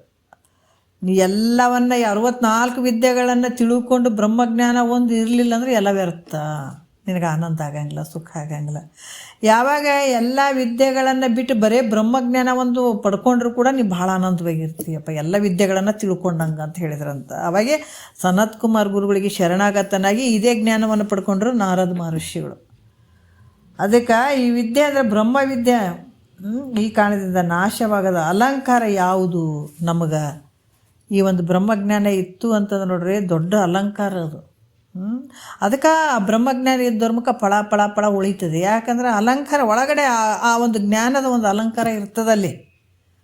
ಅದಕ್ಕೆ ಮನಸ್ಸಿಗೆ ಆನಂದವನ್ನು ಉಂಟು ಮಾಡುವಂಥದ್ದೇ ಬ್ರಹ್ಮವಿದ್ಯೆ ಇದು. ಇದನ್ನು ಬಿಟ್ಟು ಬೇರೆ ಬೇಕಾದ ನೋಡಿದರೆ ಏನಿಲ್ಲ. ಅದಕ್ಕೆ ನೋಡ್ರಿ, ನಿಜಗೊಂಡ್ರೆ ಭಾಳ ಇದು ನೋಡ್ರಿ ಕಲ್ಲು ಸಕ್ರೆ ಇದ್ದಂಗೆ ಅದು. ನಿಜಗೊಂಡ್ರೆ ಶಾಸ್ತ್ರ ಎಳಿಯಾಗಿ ಒಬ್ಬ ಡಾಕ್ಟ್ರು ಸುಮ್ಮನೆ ಆಗಂಗಿಲ್ಲಲ್ಲ. ನಾ ಈ ಭಾಳ ಸಲ ಈ ವಿಚಾರಗಳನ್ನು ಹೇಳೀವಿ. ಒಬ್ಬ ಡಾಕ್ಟ್ರು ಸುಮ್ಮನೆ ಆಗಂಗಿಲ್ಲ. ಒಳಗೆ ಆ ಎಲುಬಿನ ಮೇಲೆ ನರಗಳು ಇರ್ತಾವಂತ, ಸಣ್ಣ ನರಗಳು. ಪ್ರತಿಯೊಂದು ಶರೀರದಾಗ ಎಲ್ಲ ನರಗಳನ್ನು ನೋಡಿ ಅದನ್ನು ಅದಕ್ಕೆ ಇಂಥ ಹೆಸ್ರು ಇದಕ್ಕೆ ಅದು ಇದು ಹಿಂಗೆ ಕೆಲಸ ಮಾಡ್ತದೆ, ಹಂಗೆ ಮಾಡ್ತದೆ ಎಲ್ಲ ನೋಡಿ ನೋಡಿ ನೋಡಿ ಅವರು ಡಾಕ್ಟ್ರ್ ಆಗಿರ್ತಾರೆ. 5.5 ವರ್ಷ ಸುಮ್ಮನೆ ಆಗಿರ್ತಾರ. 5.5 ವರ್ಷ ಸತತವಾಗಿ ಓದಿರ್ತಾರಲ್ಲ, ಸುಮ್ಮನೆ ಆಗಿರ್ತಾರ. ಅದ್ರಂಗೆ ಇಲ್ಲಿ ಕೂಡ ಒಬ್ಬ ಜ್ಞಾನಿ ಆಗಬೇಕಾಗಿತ್ತಂದ್ರೆ ನಿಜಗೊಂಡ್ರು ಎಳಿಯಾಗಿ ಬಿಚ್ಚಿದ್ದಾರೆ. ಎಂಥ ಯಾರ ವ್ಯಕ್ತಿ ಸದಾ ಏನು ಕ್ರಮವಾಗಿ ಕೇಳುವಂಥ ವ್ಯಕ್ತಿಗೆ ಯಾವ ರೀತಿಯಿಂದ ಸಂಶಯ ಬರಬಾರ್ದಂತ ಅವರೇ ಕೆಲವು ಪ್ರಶ್ನೆಗಳನ್ನು ಮಾಡಿ ಉತ್ತರ ಕೂಡ ಅಷ್ಟೇ ನೀಟಾಗಿ ಹೇಳ್ಕೊಂಡು ಬಂದಿದ್ದಾರೆ. ನಾವು ನಿಜವಾಗಿ ನಮ್ಮ ಕನ್ನಡದವರು ಭಾಳಷ್ಟು ನಾವು ಪುಣ್ಯ ಮಾಡೀವಂತ ಅಂದ್ಕೊಳ್ಬೇಕು. ಭಾಳಷ್ಟು ಪುಣ್ಯ ಮಾಡೀವಿ ಮುಮುಕ್ಷುಗಳು. ಸ್ಪೆಷಲ್ ಇಂಥ ಮುಕ್ತಿಯನ್ನು ಪಡ್ಕೊಳ್ಬೇಕನ್ನುವಂಥವ್ರು ಅಷ್ಟೊಂದು ಸೂಕ್ಷ್ಮತೆ ನಿಜಗೊಂಡ್ರೆ ಶಾಸ್ತ್ರಗಳಲ್ಲೇ ಐತೆ. ಇಲ್ಲಿ ಏನು ಹೇಳ್ತಾರ, ಮನಸ್ಸಿಗೆ ಆನಂದವನ್ನು ಉಂಟು ಮಾಡುವಂಥದ್ದು ಯಾವುದಪ್ಪ ಅಂತಂದ್ರೆ ಬ್ರಹ್ಮವಿದ್ಯೆ. ಇಂಥ ವಿದ್ಯೆಯನ್ನು ಅಚ್ಚಳಿಯದ ಆಭರಣ ಯಾವುದಂದ್ರೆ ಈ ಆಭರಣ ಅಂತಾರೆ ಮಹಾತ್ಮರು. ನಾವು ಆ ಆಭರಣಗಳೆಲ್ಲ ಕಸ್ಕೊಂಡೇ ಹೋಗ್ತಾರೆ. ಸತ್ತ ಕಿವಿಯಾಗ ಬಂಗಾರ ಹಾಕ್ಕೊಂಡ್ರೆ ಕಿವಿನೇ ಹರ್ಕೋತಾರೆ ರೀ ಕೆಲವು ಸಲ. ಇನ್ನೂ ಅವ್ರು ಸಾಯ್ತಿರ್ತಾರೆ, ಮನೆಯಾಗ ಅಣ್ಣತಮ್ಮರು ಜಗಳ ಆಡೋಕ್ಕೆ ಶುರು ಮಾಡ್ತಾರೆ, ನನಗೆ ಬಂಗಾರ ಬೇಕು, ನಿನಗೆ ಬಂಗಾರ. ಅದು ಎಂಥ ಇದ್ರಿ ಅದು. ಅದಕ್ಕೆ ಮಹಾತ್ಮರು ಹೇಳ್ತಾರ, ನಿಜವಾದ ಆಭರಣ ಇದನ್ನು ಮಾಡ್ಕೋ, ಇದನ್ನು ಧರಿಸ್ಕೊಳಪ್ಪ, ಇದು ನಿನಗಾಗಿ ನೋಡಿ. ಇಂಥ ಆಭರಣವನ್ನು, ಈ ಮನುಷ್ಯನ ಜನ್ಮ ಬಂದದಂದರೆ ಇಂಥ ಆಭರಣವನ್ನು ಧರಿಸ್ಕೋ, ಇಂಥ ಆಭರಣವನ್ನು ಪಡ್ಕೋ ಅನ್ನುವಂಥ ವಿಚಾರದಲ್ಲಿ ಭಾಳಷ್ಟು ಅದ್ಭುತವಾಗಿ ಹೇಳಿದ್ದಾರೆ. 5ನೇ ನುಡಿ ನೋಡೋಣ. ಮತಿಗೆ ಮಂಗಲವಿಯುವುದಾವುದು ಉತ್ತಮ ಸಂಘ, ಅತಿ ನಿಷ್ಠೆ ಬಿಡುವುದಾವುದು ಹರಸಮಯ, ಹಿತವಾವುದು ಇಹ ಪರದೋಳು ಧರ್ಮರತಿ, ಸದುಗತಿ ಯಾವುದನ್ನೇ ಶಂಭುಲಿಂಗವಾಗಿಹುದು ಅಂತ ಹೇಳ್ತಾರೆ. ಬಂತು ನೋಡ್ರಿ ಇಲ್ಲಿ. ಮತಿಗೆ ಮಂಗಲವನ್ನುಂಟು ಮಾಡುವುದು ಯಾವುದಪ್ಪ? ಉತ್ತಮರ ಸಂಘ. ಈಗ ಮತ್ತು ಉತ್ತಮರ ಸಂಘ ಮಾಡ್ಲಾರ್ದವ್ರು ಹೆಂಗೆ ಅಂತ ನಾವು ಎರಡು ತಿಳ್ಕೊಬೇಕಿಲ್ಲ. ಅವ್ರೇನು ಹೇಳ್ಯಾರ, ನಿನ್ನ ಬುದ್ಧಿಗೆ ಮಂಗಳವನ್ನು ಉಂಟು ಮಾಡುವಂಥದ್ದು ಯಾವುದಪ್ಪ ಅಂದ್ರೆ ಉತ್ತಮರ ಸಂಘ ಅಂತ ಹೇಳ್ಯಾರ. ಮತ್ತು ಉತ್ತಮರ ಸಂಘ ಮಾಡ್ಲಾರ್ದವ್ರ ಬುದ್ಧಿಗಳು ಹೆಂಗೆ ಇರ್ತಾವ ನಾವು ಅರ್ಥ ಮಾಡ್ಕೋಬೇಕು. ಹೆಂಗೆ ಅಮಂಗಲ್ ಇರ್ತಾವ ಅಂತ ತಿಳ್ಕೊಬೇಕು, ಹೌದಿಲ್ಲ? ಅದಕ್ಕೆ ಇಲ್ಲಿ ಉತ್ತಮರ ಸಂಘ, ಯಾಕಂದ್ರೆ ಉತ್ತಮರ ಸಂಘ ಮಾಡೋದ್ರಿಂದ ದೊಡ್ಡ ಲಾಭ ಅದಾವೆ. ಅದಕ್ಕೆ ಮಹಾತ್ಮರು ಹೇಳ್ತಾರ, ನನಗೆ ಈ ಜನ್ಮದಾಗ ಮುಕ್ತನ ಆಗಲಿಲ್ಲ. ಅಷ್ಟು ಕಬೀರ್ ದಾಸರು ಹೇಳಿದ್ದಾರೆ, ಸರ್ಪಭೂಷಣ ಕೆಲವೊಂದು ವಿಚಾರದಾಗ ಭಾಳಷ್ಟು ಮಹಾತ್ಮರು ಹೇಳಿದ್ದಾರೆ. ಈ ಜನ್ಮದಲ್ಲಿ ನಾನು ಮುಕ್ತನ ಆಗಲಿಲ್ಲ ಸತ್ಯ ವಸ್ತುವನ್ನು ತಿಳ್ಕೊಂಡಂಥ ಸತ್ಸಂಗಿಗಳು ಅಂಥವರ ಸಂಘ ಕೊಡು ಅಂತ ಹೇಳ್ಯಾರ ಜನ್ಮಕ್ಕೆ. ಯಾಕೆ ಎಲ್ಲ ಸಿಕ್ಬಿಡ್ತಾವಲ್ಲ, ಅಲ್ಲೇ ಅವರ ಸಂಘದಲ್ಲೇ ಎಲ್ಲ ಸಿಕ್ಬಿಡ್ತಾವಲ್ಲ. ಹಾಗಾಗಿ ಅಂಥವ್ರ ಸಂಘ ಕೊಡಪ್ಪ, ನನಗೆ ಮುಕ್ತ ಆಗಲಿಲ್ಲ ನನಗೆ ಸಜ್ಜನರ ಸಹವಾಸ ಕೊಡು. ಎಂಥ ಸಜ್ಜನರ ಸಹವಾಸ? ಸತ್ಯ ವಸ್ತುವನ್ನು ಅರ್ಥಕೊಂಡಂಥವ್ರ ಸಹವಾಸ ಅಂತ ಹೇಳ್ತಾರೆ ಅವರು. ಅದಕ್ಕೆ ಇಲ್ಲಿ ಕೂಡ ಇದರಿಂದ ಏನಾಗ್ತದೆ ಅಂತಂದ್ರೆ, ಉತ್ತಮರ ಸಂಘ ಮಾಡೋದ್ರಿಂದ ಏನಾಗ್ತದಪ್ಪ ಅಂದ್ರೆ, ನೋಡ್ರಿ ನಾವೆಲ್ಲರೂ ಕೇಳೋರು ಭಾಳಷ್ಟು ಲಕ್ಷ್ಯ ಕೊಟ್ಟು ಕೇಳಬೇಕು. ಸುಮ್ಮನೆ ಹಿಂಗೆ ಅವ್ರು ಎಲ್ಲೋ ಕುಂತು ಹೇಳೋಕ್ಕೆ ನಾ ಇಲ್ಲಿ ಕುಂತು ಕೇಳ್ತೀನಿ ಅಂತ ಈ ಕಡೆ ಫೋನ್ ಹಚ್ಕೇಸಿ ಆ ಕಡೆ ಯಾರ ಜೊತೆನ ಮಾತಾಡೋದಲ್ಲ. ಕೇಳೋದು ಬಿಟ್ಟಿಲ್ಲ, ಆದ್ರೆ ಮನಸ್ಸು ಅಲ್ಲಿಲ್ಲ ಅಂದರೆ ಎಷ್ಟು ದಿವ್ಸ ಕೇಳಿದ್ರೇನು ಅಲ್ಲ? ಹಂಗೆ ಮಾಡಬಾರ್ದು. ಒಂದು 20 ನಿಮಿಷ 30-40 ನಿಮಿಷ ಹಿಂಗೆ ಹೇಳ್ತಾರಲ್ಲಪ್ಪ, ಇಂಥ ಸಿಗೋದೇ ಎಲ್ಲ ಅಪರೂಪ. ನಾವು ಒಂದು ಹೇಳ್ತೀನಿ, ನಮಗೆ 3 ಗುಣಗಳಿಗೆ ಗೊತ್ತಿರಲಿಲ್ಲ, ನೀವು ಅರ್ಥ ಮಾಡ್ಕೊಳ್ರಿ. ನಿಮ್ಗೆ ಸುಮ್ಮನೆ ಅನಾಯಾಸವಾಗಿ ವಿಷಯಗಳು ಸಿಗಾಕತ್ತೇವೆ. ಈಗ 3 ಗುಣಗಳಂದ್ರೆ ಸತ್ವ ರಜ ತಮಗಳು ಅಂದ್ರೇ ಹೆಂಗಪ್ಪ ಅವು ನಮ್ಮೊಳಗೆ ಏನದಾವ? ಯಾಕೆ ಎಲ್ಲ ಎಲ್ಲಿ ಹೋದ್ರೂ ಆ ಸಾದ್ರು ಈ ಸಾದ್ರು, ಅಲ್ಲಿ ಗುರುಗಳು ಇಲ್ಲಿ ಗುರುಗಳು ಯಾರು ಹೇಳ್ತಾರೆ ಹೇಳ್ರಿ? ತಿಳಿಸಿಂಥವೆಲ್ಲ ಹೇಳ್ತಾರನ? ಏನಿಲ್ಲ, ಹೋಗಿ ನಮಸ್ಕಾರ ಮಾಡ್ತೀವಿ, ಕುಂದಿರ್ತೀವಿ, ಹಂಗಿರಪ್ಪ ಹಂಗೆ ಮನೆಗೆ ಬರ್ತೀವಿ. ಯಾವ ವಿಷಯಗಳು ಗೊತ್ತಾಗ್ತವೆ ಹೇಳ್ರಿ? ಎಲ್ಲೂ ಸಿಗಂಗಿಲ್ಲ. ಅಷ್ಟು ದಿವಸ ನಾವು ಭಕ್ತಿನೂ ಮಾಡಿದ್ದೀವಿ, ಎಲ್ಲ ಮಾಡಿದ್ದೀವಿ ಅಂದರೂ ಕೂಡ ನಮಗೆ ಗೊತ್ತಾಗಿರಲಿಲ್ಲ ನೋಡ್ರಿ. 3 ಗುಣಗಳಂದ್ರೇ ಗೊತ್ತಿರಲಿಲ್ಲ ನಮಗೆ. ಬಾಹ್ಯದಲ್ಲಿರುವಂಥದ್ದು ಎಲ್ಲರೂ ಹೇಳ್ತಾರೆ, ಅದ್ರ ಮನಸ್ಸನ್ನು ತಿರುಗಿಸಿ ನಿನ್ನ ಒಳಗೆ ಅಂತಃಕರಣದಲ್ಲಿ ಇಟ್ಕೊಳ್ರಪ್ಪ, ಒಳಗೆ ಹಿಂಗದವಪ್ಪ ಅಂತ ಯಾರು ಹೇಳ್ತಾರೆ ಹೇಳ್ರಿ? ಇದು ಕೂಡ ಹಾಗೇನೆ. ಒಂದು ತಾಯಿ ಆದಂಥಕಿ ಒಂದು ಮಗುವನ್ನು ಭಾಳಷ್ಟು ಕಷ್ಟಪಟ್ಟು ಬೆಳೆಸ್ಬೇಕಾಗ್ತದೆ. ಅದು ಬೆಳೆಸೋರಿಗೆ ಗೊತ್ತಿರ್ತದಿಲ್ಲ, ಎಲ್ಲರಿಗೂ ಗೊತ್ತದ ಮಕ್ಕಳನ್ನು ಬೆಳೆಸೋರಿಗೆ. ಆ ರೀತಿಯಾಗಿ ಒಬ್ಬ ಗುರು ಕೂಡ ಶಿಷ್ಯನಿಗೆ ಕಷ್ಟಪಟ್ಟು ಬೆಳೆಸ್ಬೇಕಾಗ್ತದೆ. ಇಲ್ಲಾಂದ್ರೆ ಆಗಂಗಿಲ್ಲ. ಶಿಷ್ಯ ಸತ್ತೋಗ್ಬಿಡ್ತಾನೆ, ಶಿಶು ಸತ್ತೋಗ್ಬಿಡ್ತದೆ. ಕೂಸು ಹೆಂಗೆ ಸಾಯ್ತದ, ಇವು ಹಂಗೆ ಸಾಯ್ತಾವ. ಭಾಳಷ್ಟು ಕಷ್ಟಪಟ್ಟೆ ಹೇಳಬೇಕಾಗ್ತದೆ. ಶಿಷ್ಯ ಕೂಡ ಕಷ್ಟಪಟ್ಟೆ ತೊಗೊಳ್ಬೇಕಾಗ್ತದೆ. ಇದನ್ನು ಮತ್ತು ಕಷ್ಟ ಅಂದ ಕಷ್ಟ, ಆದ್ರೆ ಭಾಳಷ್ಟು ಸಂತೋಷದಿಂದ ಇದನ್ನು ಖುಷಿಯಿಂದ ಹೇಳಕತ್ತೇನಂದ್ರೂ ಕೂಡ ಅದನ್ನು ಒಳ್ಳೆಯದು, ಇದನ್ನು ಖುಷಿಯಿಂದ ತೊಗೊಳಕತ್ತೇನಂದ್ರೆ 2 ಒಳ್ಳೆಯದು. ಹಾಗಾಗಿ ಇದರಿಂದ ಏನಾಗ್ತದಪ್ಪ ನಮಗೆ? ಸದ್ಗುರುವಿನ ವಚನದಿಂದ, ಈ ಸಜ್ಜನರ ಸಹವಾಸದಿಂದ, ಅದಕ್ಕೆ ಮುಕ್ತನಾಗಬೇಕಂತ ಅನ್ನುವಂಥ ಬಯಕೆ ಇತ್ತು ಅಂದ್ರೆ ಸತ್ಯ ವಸ್ತುವನ್ನು ತಿಳ್ಕೊಂಡಂಥವರ ಜೊತೆನೇ ನಿನ್ನ ಒಂದು ಸಂಭಾಷಣೆ ಇರಬೇಕು ಅಂತ ಹೇಳ್ತಿದ್ರು. ಅವ್ರ ಜೊತೆನೇ ಇರಬೇಕು. ಮತ್ತು ಅನ್ಯರ ಜೊತೆ, ಸಂಸಾರಿಗಳ ಜೊತೆ ನೀನು ಏನಾರು ಬೆನ್ನು ಹತ್ತಿದೆ ಅಂತಂದ್ರೆ ನಿನ್ನ ತಿರ್ಗಾ ತಮ್ಮಂಗೆ ಮಾಡ್ಕೊತಾರೆ ಅವರು. ಯಾವಾಗ ಸಾಧನೆ ಮಾಡಾಗ ಇದನ್ನು ಮುಕ್ತನಾಗಬೇಕನ್ನುವಂಥ ಭಾವ ಇಟ್ಕೊಂಡು ಈಗ ತದೇಕ ಚಿತ್ತದಿಂದ ಇಲ್ಲಪ್ಪ ಗುರುಗಳು ಹಿಂಗೆ ಹೇಳಿದಾರ, ನಾನು ಕೇಳಬೇಕು, ಹೆಂಗಾದ್ರೂ ಈ ಜನ್ಮ ಸಾರ್ಥಕ ಮಾಡ್ಕೊಳ್ಬೇಕು. ಮಹಾತ್ಮರು ಹೆಂಗದಾರ ಆಗಿದ್ದಾರೆ ನೋಡ್ರಿ, ಎಷ್ಟು ಆನಂದವಾಗಿದ್ರು ಅವರು. ಅದ್ರಾಗ ನಾವು ಆಗ್ಬೇಕನ್ನುವಂಥ ಭಾವ ಇರುವಂಥವ್ರು ಪ್ರತಿಯೊಬ್ಬರು ನಾವೇನು ಮಾಡಬೇಕು? ಭಾಳಷ್ಟು ಒಂದು ಲಕ್ಷ್ಯ ಕೊಟ್ಟು ಇದನ್ನು ಕೇಳಬೇಕಾಗ್ತದೆ. ಇಂಥ ಒಂದು ಏನಾಗ್ತದೆ ಕೇಳೋದ್ರಿಂದ ಏನಾಗ್ತದಪ್ಪ ಅಂತಂದ್ರೆ, ಅದು ಉತ್ತಮರ ಸಂಘ ಮಾಡೋದ್ರಿಂದ ಏನಾಗ್ತದಂದ್ರೆ ಆ ಬುದ್ಧಿಯಲ್ಲಿರುವಂಥ ಪಾಪ ದೋಷಗಳು ಎಲ್ಲ ಹೋಗ್ಬಿಡ್ತಾವೆ. ಪಾಪದ ದೋಷಗಳು ಏನಿರ್ತಾವ ಅವೆಲ್ಲ ಹೋಗಿ ಬುದ್ಧಿಯು ಒಳ್ಳೆಯ ಒಂದು ಶುಭ ಸಂಸ್ಕಾರ ಉಳ್ಳಂಥದ್ದಾಗ್ತದೆ. ಅದಕ್ಕೆ ಒಂದು ಗಿಡವನ್ನು ಹಾಕ್ಬೇಕಾದ್ರೆ ಸುತ್ತ ಬೇಲಿ ಹಾಕಬೇಕು. ಗಿಡ ಬೆಳೆಯಲ್ತನ ನಾವು ಕಾಯ್ಬೇಕಾಗ್ತದೆ, ಹೌದಿಲ್ಲ?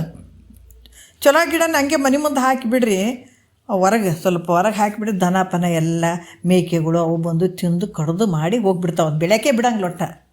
ಅದ್ರಾಗ ನಮ್ಮ ಮನೆ ಬರ್ನೂ ಅಷ್ಟೇ. ಅದು ನಾವು ಯಾವಾಗ ಗುರು ಒಂದು ವಾಕ್ಯ ಕೊಟ್ಟನಪ್ಪ, ಒಂದು ಗಿಡ ಹಾಕ್ಯಾನ ಚಂದ ಅಂದ್ರೆ ಅದನ್ನು ಬೆಳೆಸೋಕೆ ಬಿಡಂಗಿಲ್ಲ ಅವರು. ಅದು ಕೇಳಿದ್ರೆ ಏನಾಗ್ತದೆ ರೀ? ಕೇಳಿದ್ರೆ ಏನಾಗ್ತದೆ? ದೊಡ್ಡ ಮಾತ್ಮರಿಯಾಗಿ ಬಿಡ್ತೀವಿ ಅಂತ ಒಬ್ಬೊಬ್ರು ಹೇಳ್ತಾರೆ. ಈಗ ಯಾಕೆ, ಇನ್ನು ಮುಂದೆ ಟೈಮ್ ಅದ. ಮಕ್ಕಳು ಮರಿಗಳು ಆದಮೇಲೆ, ಮೊಮ್ಮಕ್ಕಳು ಆದಮೇಲೆ, ಎಲ್ಲ ಆದಮೇಲೆ, ಕೈ ಕಾಲು ಬಿದ್ದ ಮೇಲೆ ಒಂದು ಕಡೆ ಕುಂತ ಮೇಲೆ ಕೇಳಬೇಕು ಗುರುಗಳು ವಾಕ್ಯಗಳನ್ನು. ಇಂಥವ್ರು ಎಷ್ಟು ಜನ ಅದಾರ ಗೊತ್ತ್ರಿ? 99% ಅದಾರ. 1% ಮಾತ್ರ ಕೇಳಬೇಕಪ್ಪ ಸಮಯ ಇದ್ದಾಗ ಅನ್ನೋರು. ಇಂಥವರೇ 98%, 99% ಅದಾರ. ಅವ್ರಿಗೇನಾಗಬೇಕು? ಚಂದ ಸಂಸಾರ ಮಾಡಬೇಕು, ಮಕ್ಕಳು ನಡೀಬೇಕು, ಅವ್ರಿಗೊಂದು ದಾರಿಗೆ ಹಚ್ಚಬೇಕು, ಮೊಮ್ಮಕ್ಕಳಾಗಬೇಕು, ಮೊಮ್ಮಕ್ಕಳಿಗೂ ದಾರಿಗೆ ಹಚ್ಚಬೇಕು, ಕೈ ಕಾಲು ಬಿಡಬೇಕು, ಎಲ್ಲಟ್ಟು ಬಿದ್ದು ಒಂದು ಕಡೆ ಮೂಲಿಗೆ ಕುಂತು ಅವ್ರಿಗೆ ಕೂಳು ನೀರು ಹಾಕಂಗಿಲ್ಲಲ್ಲ, ಆವಾಗ ಗುರುಗಳು ವಾಕ್ಯಗಳು ಕೇಳ್ಬೇಕ್ರಿ. ಕೇಳ್ಬೇಕಂತೀನಿ ಕಿವಿನೇ ಕೇಳವಲ್ರಿ, ಕೇಳ್ಬೇಕಂತೀನಿ ಮನಸ್ಸಾ ಬರೋವಲ್ರಿ. ಹಿಂಗೆ ನಡೀತಾವ ನೋಡಿ. ಎಲ್ಲ ವ್ಯರ್ಥವಾಗಿ ಹಾಳು ಮಾಡ್ಕೊಂಬಿಡೋದು ಜೀವನನ. ಅದಕ್ಕೆ ಮಹಾತ್ಮರು ಹೇಳ್ತಾರ, ಉತ್ತಮರ ಸಂಘ ಮಾಡುವಂಥದ್ದನ್ನು ಭಾಳ ಮುಖ್ಯ ಐತೆ. ಹೆಂಗಂದ್ರೆ ಅದರಿಂದ ಏನಾಗ್ತದಪ್ಪ ಅಂತಂದ್ರೆ ನಿನ್ನ ಬುದ್ಧಿಯಲ್ಲಿರುವಂಥ ದೋಷಗಳು ಇರ್ತಾವ. ನಾವೆಲ್ಲರೂ ಬಂದು ಕುಂತು ಕೇಳಾಕತ್ತೀವಿ ಅಂದ್ರೆ ಎಲ್ಲ ಜ್ಞಾನ ಹತ್ತಿ ಬಿಡ್ತಾನಂತೆಲ್ಲ. ಬರ್ತಾ ಬರ್ತಾ ಬರ್ತಾ ಬರ್ತಾ ಇವೆಲ್ಲ ಒಂದು ಒಂದು ಒಂದು ನಿವೃತ್ತಿ ಆಗ್ತಾವೆ. ನಾವು ಹೆಂಗೆ ಬಾಲ್ಯ ಹೋಯ್ತು, ಯೌವನ ಬಂತು, ನಮ್ಗೆ ಗೊತ್ತೇ ಆಗಂಗಿಲ್ಲ, ತಾನೇ ಬೆಳೆದಿರ್ತದಲ್ಲ. ಅದ್ರಂಗೆ ನಾವು ಯಾವಾಗ ಈ ವಾಕ್ಯಗಳನ್ನು ಕೇಳ್ತಾ ಹೋಗ್ತೀವಿ, ಅಲ್ಲಿ ಒಳಗೆ ಪ್ರೊಸೆಸ್ ನಡೆದೇ ಇರ್ತದೆ, ನಮ್ಮ ಒಳಗೆ ನಡೆದಿರ್ತದದು. ನಡೆದು ಬುದ್ಧಿ ಒಳಗೆ ಏನಿರ್ತದೆ, ಪಾಪ ದೋಷಗಳೆಲ್ಲ ಹೊರಟು ಹೋಗಿ ಬುದ್ಧಿ ಹೆಂಗಾಗ್ತದ, ಶುಭ ಸಂಸ್ಕಾರ. ಬರೀ ಮನೆ ಭಾಳ ಮಂಗಳಕರವಾಗಿ ಕಾಣಲಿ ಅಂತೇಳಿ ನಾವು ಬರೀ ರಂಗೋಲಿ ಹಾಕೋದು, ಮಾವಿನೆಲೆ ಕಟ್ಕೊಳ್ಳೋದು, ಆದ್ರೆ ಮನಸ್ಸಿನಲ್ಲಿ ಸಿಕ್ಕಾಪಟ್ಟೆ ಕಲ್ಮಶ ತುಂಬ್ಕೊಂಡು ಮನೆ ಮಾತ್ರ ಚೆಂದ ಕಾಣಲಿ ರೀ, ದೇವ್ರ ಕೋಣೆ ಮಾತ್ರ ಚೆಂದ ಕಾಣಲಿ ರೀ, ಮನಸ್ಸು ಹೆಂಗನೇ ಇರೋದಾಗ. ಇಂಥವ್ರು ನಾವು. ಮಹಾತ್ಮರು ಹೇಳ್ತಾಳೆ, ಹೊರ ಒಳಗೆ ಒಂದಾಗಬೇಕಾಗ್ಯದ. ಇಲ್ಲಿ ಒಳಗೂ ಸ್ವಚ್ಛ ಆಗ್ಬೇಕು, ಮನೆಯೂ ಸ್ವಚ್ಛ ಆಗ್ಬೇಕು. ಮನೆಯನ್ನು ಸ್ವಚ್ಛ ಹಂಗೆ ಇಡ್ರಿ ಅಂತಲ್ಲ, ಮನೆಯೂ ಇರಲಿ, ಶುಭಕರವಾಗಿ ಕಾಣಬೇಕು, ಇಲ್ಲ ಅಂತಿಲ್ಲ. ಆದ್ರೆ ನಿನ್ನ ಮನಸ್ಸು ಕೂಡ ಶುಭವಾಗಬೇಕಾಗ್ತದೆ, ಬುದ್ಧಿ ಶುಭಕರವಾಗಿರ್ಬೇಕಾಗಿತ್ತಂದ್ರೆ ಉತ್ತಮರ ಸಂಘ ಮಾಡಬೇಕು. ಹೌದಲ್ಲ, ಉತ್ತಮರ ಸಂಘ ಮಾಡ್ಬೇಕು. ಮತ್ತು ಅದಕ್ಕೆ ಹೇಳ್ಯಾರಲ್ಲ, ಸಂಸಾರ ಸಂಘಗಳು, ಆ ಸಂಸಾರಸ್ಥರು ಸಂಘ ಮಾಡಿದ್ರೆ ಅವು ನಾಳೆ ನಾಡು ಸಾಯ್ತಾವ ಅನ್ಲಕ್ಕಾಗಿ ಇವತ್ತಿನ ದಿವಸ ತನ ಆಸೆ ಬಿಟ್ಟಿರಂಗಿಲ್ಲ, ಸಂಸಾರ ಆಸೆ ಇನ್ನೂ ಮಾಡ್ಬೇಕಂತಿರ್ತಾವೆ. ಅಂಥವ್ರು ಸಂಘ ಕಟ್ಟಿದ್ರೆ ನಿನಗೆ ಮುಂದಕ್ಕೆ ಎಲ್ಲಿ ಬಿಡ್ತಾರೆ? ಆ ಗಿಡಗಳನ್ನು ದನ ಕರುಗಳು ಹೆಂಗೆ ಕಡ್ಕೊಂಡು ತಿಂದು ಬಿಡ್ತಾವ, ಅದ್ರಂಗೆ ನಿನಗೆ ಗುರು ಏನಾರು ಒಂದು ವಾಕ್ಯ ಹೇಳಿದ್ನಂದ್ರೆ ಅವು ನಿನಗೆ ಬೆಳಕ್ಕೆ ಬಿಡ್ತಾವ, ಬಿಡಂಗಿಲ್ಲ ಅವು. ಅವೆಲ್ಲ ಸಂಸಾರಸ್ಥರು ನಿನ್ನನ್ನು ಹೇಳೋದು ತಮ್ಮ ವಿಚಾರಗಳನ್ನು ಹೇಳಿ ಹೇಳಿ ಹೇಳಿ ಏನು ದೊಡ್ಡ ಮಹಾತ್ಮರಾಗಿಬಿಡ್ತೀವೇನು ರೀ? ಕೇಳಿದ್ರೆಲ್ಲ ಆಗ್ತದೇನು ರೀ? ಅವನಿಗೆ ಏನು ರೀ, ಅವ್ರು ಕೇಳೋರು ಬೇರೆ ಇರ್ತಾರೆ ಬಿಡ್ರಿ, ಅವ್ರು ಮಾಡೋರು ಬೇರೆ ಇರ್ತಾರೆ, ನಮ್ಗೆ ಯಾಕಾಗಿತ್ತು ರೀ ಅಂದು ನಿಮ್ಗೆ ಚೆನ್ನಾಗಿ ಮಾಡಿ ನೀನು ತಮ್ಮ ಜೊತೆ ಸೇರ್ಸ್ಕೊಂಡ್ಬಿಡ್ತಾರೆ. ಅದಕ್ಕೆ ಮಹಾತ್ಮರು ಒಳ್ಳೆ ಅಂಥವ್ರ ಸಂಘ ಮಾಡಬೇಡ್ರಿ. ನಿಮ್ಮ ಸಾಧನೆ ನಿಮ್ಮ ದೃಢ ಆಗೋವರೆಗೂ, ಜ್ಞಾನ ದೃಢ ಆಗೋವರೆಗೂ ಸತ್ಸಂಗಿಗಳ ಒಂದು ಸಹವಾಸ ಭಾಳ ಮುಖ್ಯ ಆಗಿರ್ತದೆ. ಹಾಗಾಗಿ ಈ ರೀತಿಗೆ ಮನುಷ್ಯ ಶುಭ ಕರ್ಮವನ್ನೇ ಮಾಡುವಂಥವನ್ನಾಗ್ತಾನೆ. ಅವಾಗೇನಾಗ್ತದೆ, ಬುದ್ಧಿ ದೋಷಗಳು ಏನಿರ್ತಾವೆ, ಪಾಪದ ದೋಷಗಳೆಲ್ಲ ನಿವೃತ್ತಿ ಆಗ್ತಾವೆ, ಶುಭ ಸಂಸ್ಕಾರ ಉಳ್ಳಂಥವನ್ನಾಗ್ತಾನೆ, ಒಳ್ಳೊಳ್ಳೆ ಕೆಲಸಗಳನ್ನು ಮಾಡಲಿಕ್ಕೆ, ಒಳ್ಳೆ ಕರ್ಮಗಳನ್ನು ಮಾಡೋಕ್ಕೆ ಶುರು ಮಾಡ್ತಾನೆ. ಇಂಥವನು ಎಂದೂ ಕಷ್ಟ ಹೊಂದಂಗಿಲ್ಲ. ಈ ಭಾವದಿಂದ ಕೂಡಿದಂಥತ್ಗೆ ಯಾವ ರೀತಿಯಿಂದ ಕಷ್ಟ ಅಥವಾ ಹೊಂದಂಗಿಲ್ಲ ಅಂತ ಕೂಡ ಇಲ್ಲಿ ಹೇಳ್ತಾರೆ. ಇದನ್ನೇ ಹಿಡ್ಕೊಂಡು ನಾವು ನಾಳೆ ಮಾತಾಡೋಣ. ಒಂದೆರಡು ಮತ್ತು ಗುರುಗಳು ಪಾದಕ್ಕೆ ಅರ್ಪಿಸಿ ಭಾಳಷ್ಟು ವಿಚಾರಗಳನ್ನು ನಿಜಗುಂಡ್ರು ಅದ್ಭುತವಾದಂಥ ವಿಚಾರಗಳನ್ನು ಹೇಳಿದ್ದಾರೆ. ನಿಜವಾಗಿ ಅದಕ್ಕೆ ನಾವು ಕನ್ನಡದವರು ಇಂಥ ಒಂದು ನಿಜಗುಂಡ್ರು ಬರೆದಂಥ ಸೂಕ್ಷ್ಮ ವಿಚಾರಗಳನ್ನು ಎಲ್ಲವನ್ನು ನಾವು ನೋಡ್ತಾ ಇದ್ದೀವಿ ಅಂದ್ರೆ ನಾವು ಭಾಳಷ್ಟು ಪುಣ್ಯ ಮಾಡೀವಂತಲೇ ಅಂದ್ಕೊಳ್ಬೇಕು. ಮತ್ತೆ ನಾಳೆ ನೋಡೋಣ. ಒಂದೆರಡು ಮತ್ತು ಗುರುಗಳ ಪಾದಕ್ಕೆ ಅರ್ಪಿಸಿ ಹರವು.